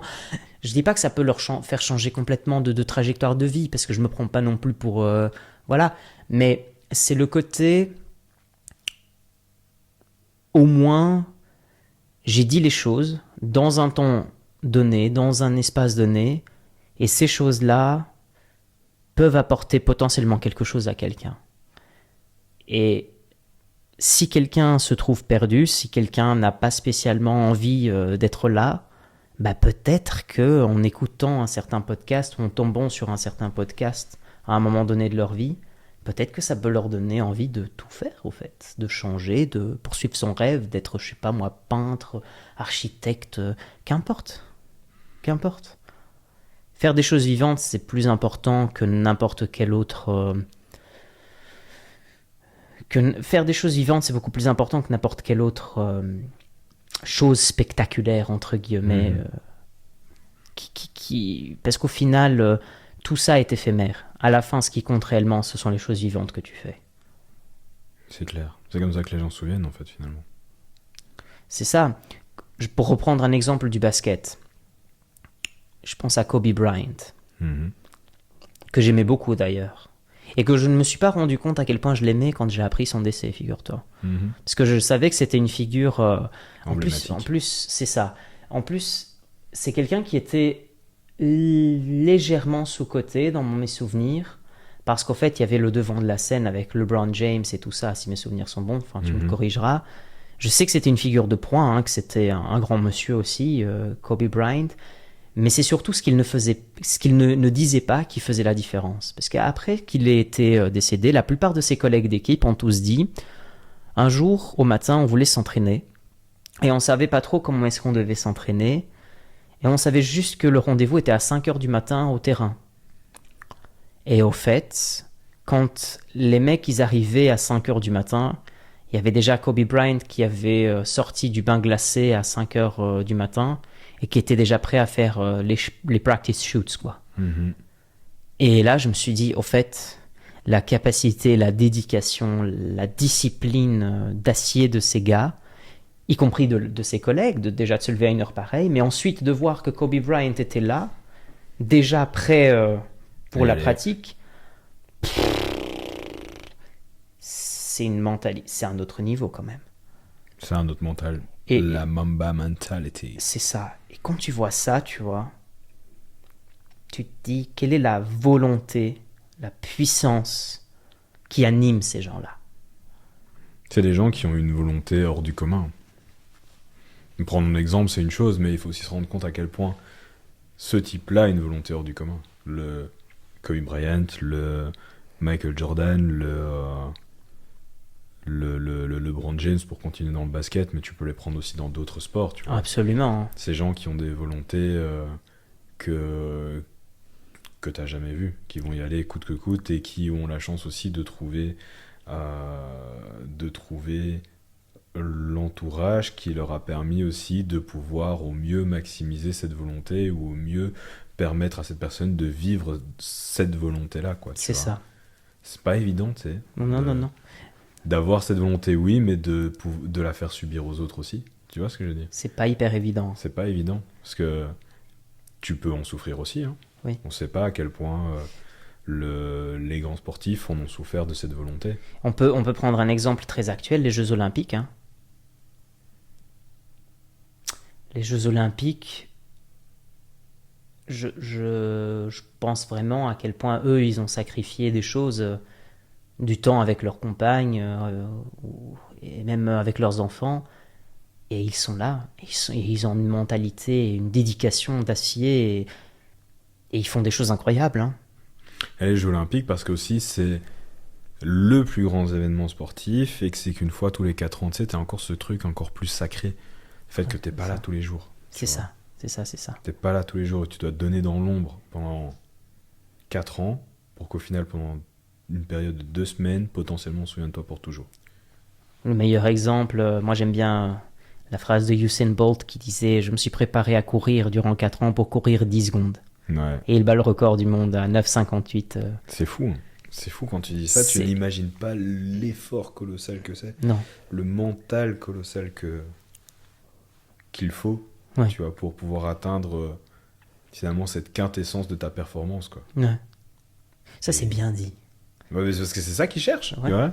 C'est ça, c'est vraiment ça qu'ils cherchent, tu vois. C'est ça. C'est être la meilleure version de soi à ce moment-là précis. Enfin, le mental, Ouais, c'est... je peux pas imaginer, tu vois. Non, non, non, c'est... Enfin voilà, moi j'ai beaucoup d'admiration envers tous les artistes, tous les sportifs, tous ceux qui ont la volonté et qui mettent et qui se donnent les moyens, malgré les difficultés, malgré les obstacles, et en dépit de tout ça, et ils le font. Et ça, je trouve ça phénoménal, quoi. Ouais, non, de ouf. De ouf. J'allais te demander, Ouais. à moins que tu aies encore envie de rajouter éventuellement quelque chose, Non, là, moi, c'est bon. ok. Normalement, on finit, enfin, t'as l'opportunité de me poser une question à la fin de notre petite conversation, mais tu m'as déjà posé la question, donc du coup, je vais peut-être te poser la dernière question, qui n'est pas vraiment une question, mais qui est plus un petit moment et un petit instant T justement pour toi. Mhm. C'est, est-ce que tu as 3 livres à proposer à ceux qui tomberaient sur cette vidéo? 3 livres, ça peut être n'importe quoi, ça peut aller de la bande dessinée jusqu'au roman, jusqu'au grand livre de littérature.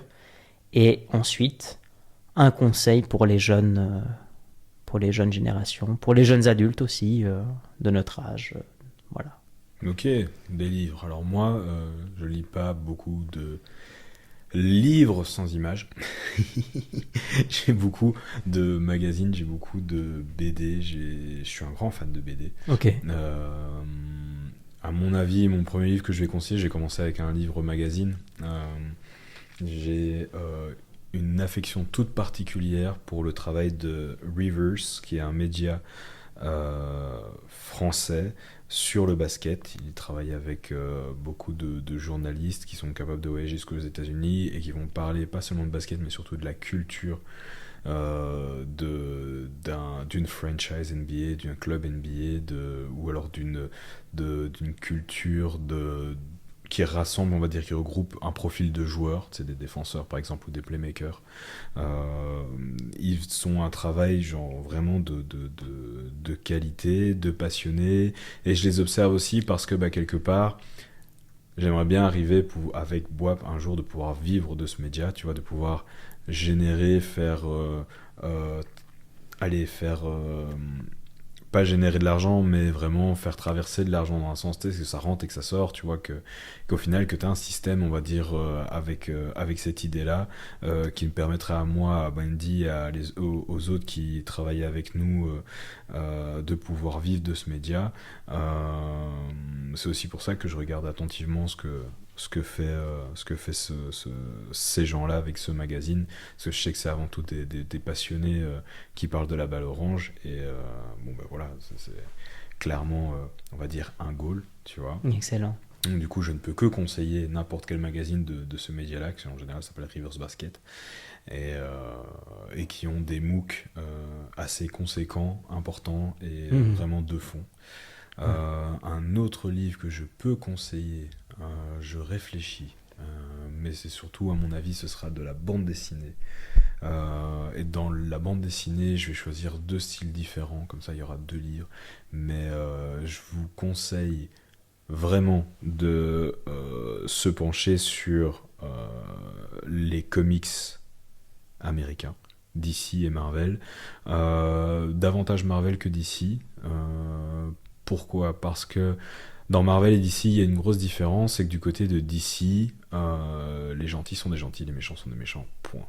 Il n'y a que Batman qui, va dire, fait un peu office d'ovni dans l'organisme de DC, parce que c'est un gentil qui, on va dire, où l'objectif est de faire peur aux méchants, tu vois, ce qui n'est pas un truc de gentil que de faire peur, tu vois. Et donc du coup, lui, il y a tout un travail de réflexion. Le personnage a souvent été repris par différents auteurs. Il y a toujours un travail de réflexion sur Bruce Wayne et Batman, sur les valeurs de Batman qui sont poussées jusqu'à, en général, la limite. Donc du coup, oui, dans DC, je conseillerais forcément d'aller vers Batman plus qu'autre chose. Mais dans les Marvel, là, ce que j'aime bien, c'est que dans les Marvel, un gentil n'est pas seulement gentil. Un gentil est plus complexe qu'être du côté du bien, tu vois.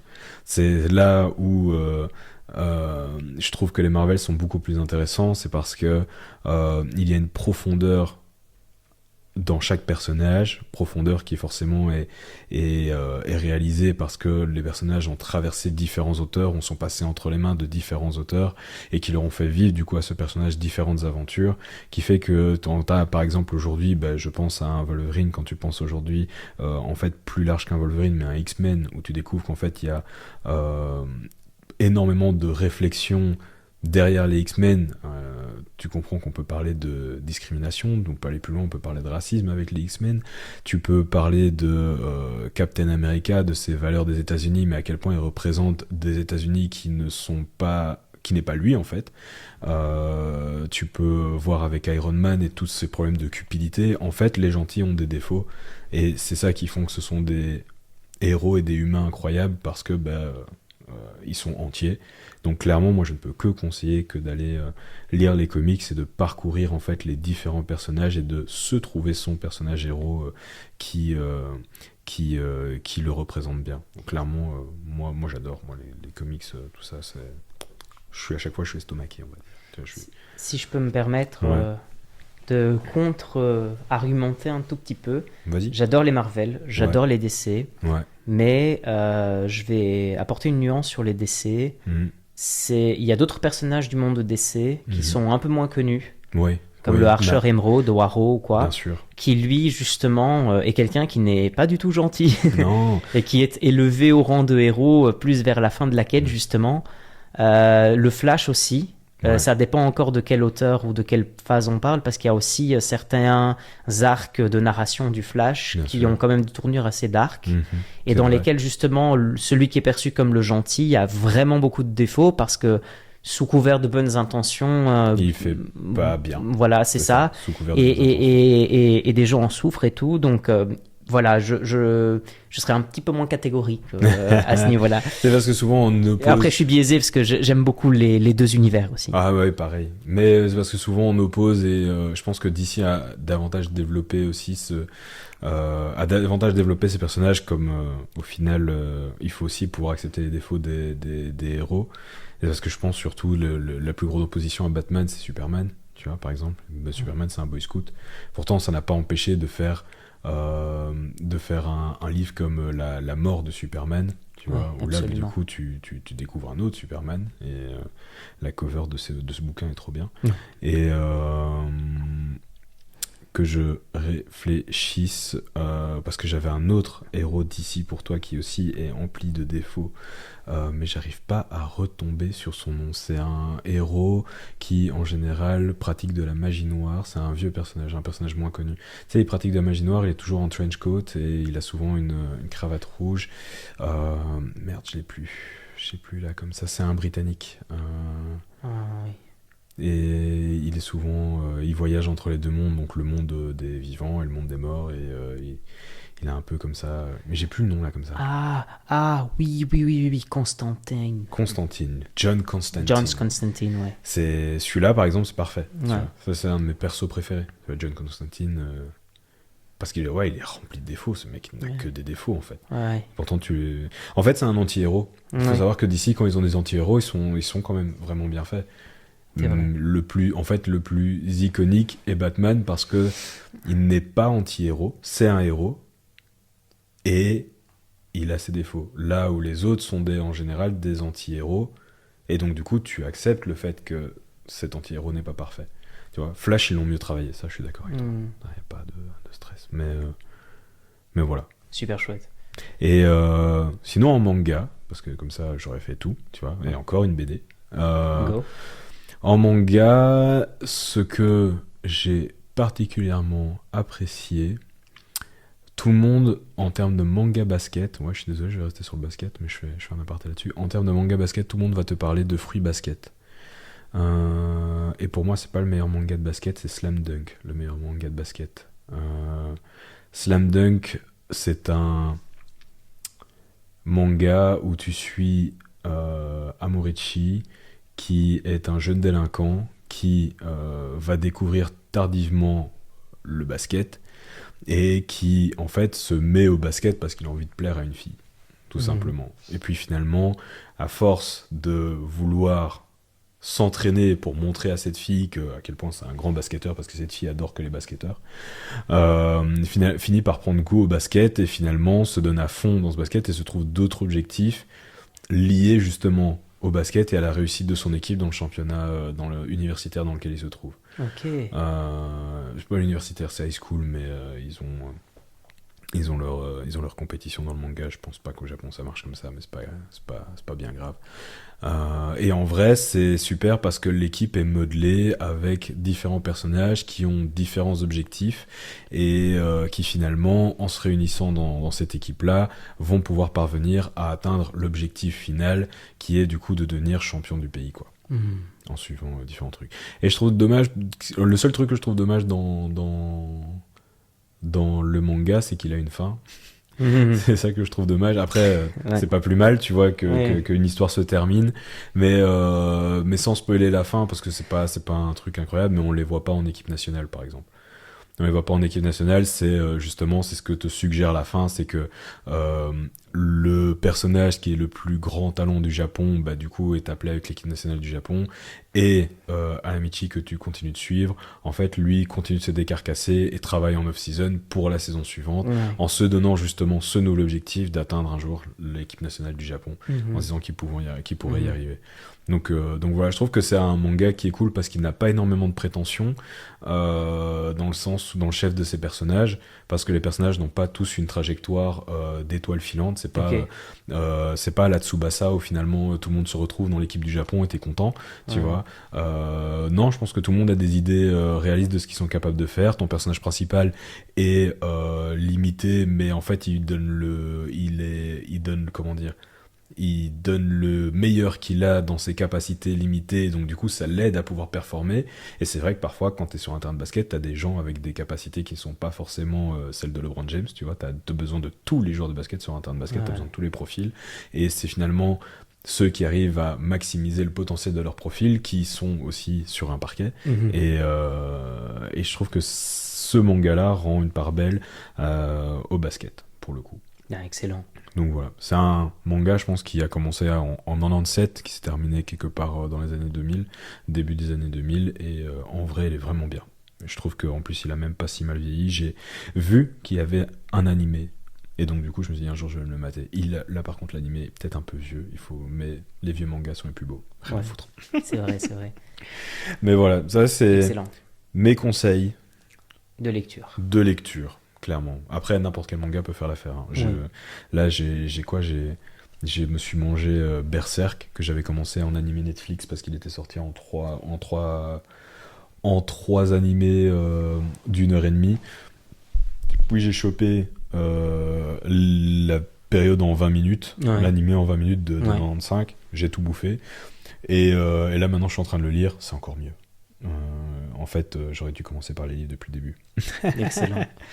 J'allais te demander, pour clore ça en bonne et due forme, Ok. le conseil pour les jeunes. Un conseil, une bouteille à la mer, quelque chose que tu as envie de laisser sur la toile et qui puisse servir, que ce soit les jeunes, les moins jeunes, qu'importe. Bonne question. Je vais regarder si ça pourrait aider. Mais en fait, moi, sur mon compte Instagram, j'ai pas de réseau. Si, un peu. Mais j'ai laissé un lien YouTube sur mon compte Instagram que j'adore revoir à l'occasion quand c'est possible. Si tu veux, je le mettrai dans la description après. Ouais, je te ferai la passe, mais en gros, c'est justement un message de Oxmo Puccino qui intervient. J'ai pas de réseau, donc du coup, j'essaie pas de le faire en live. Mais du coup, c'est un message de Oxmo Puccino qui parle sur Click et on lui demande la même chose. Qu'est-ce que tu voudrais que les gens. Un conseil, quoi. Et moi, ce conseil, je l'ai mis là sur mon compte Instagram parce que j'ai envie de m'en rappeler. Tu vois, comme je te disais, les réseaux, c'est une manière pour moi, finalement, de me rendre compte du chemin parcouru. Et donc, du coup, je clique pas tout le temps sur ce lien, je suis pas tous les jours dessus. En fait, c'est juste genre, il y a des fois où j'oublie en fait le lien que j'ai mis. Tu vois, et donc du coup je me dis je vais recliquer dessus parce que j'ai oublié ce que j'ai mis là, j'ai peut-être fait une connerie, et puis je vois le truc et je me dis ah ouais, let's go. Et je pense que tout simplement, il demande de créer, je te le fais de tête et de mémoire, hein, parce que ça fait longtemps que j'ai plus vu, mais il te demande de rester toi-même, de créer, de rester fidèle à toi, et que cette création ressentira qui tu es, et qu'au final, il faut rien lâcher, parce que si ça te fait plaisir de faire ce que tu fais, il n'y a aucune raison d'arrêter. Moi, dans mon esprit, en tout cas, c'est ça que j'ai retenu. J'espère que c'est ça qu'il y a dans le contenu, parce que la vérité, je l'ai fait de mémoire. Mais grosso modo, c'est ça le message que j'aimerais que les gens retiennent, au-delà même du lien, c'est que il faut pouvoir faire ce qui nous fait plaisir de faire. Tu vois, je pense que c'est ça. On a l'opportunité d'être dans une société, des pays où on peut faire ce que l'on a envie de faire. Eh bien, si on peut faire ce qu'on veut, alors autant faire ce qui nous fait plaisir. Merci Mathieu. Merci André. Merci beaucoup. Merci à toi surtout.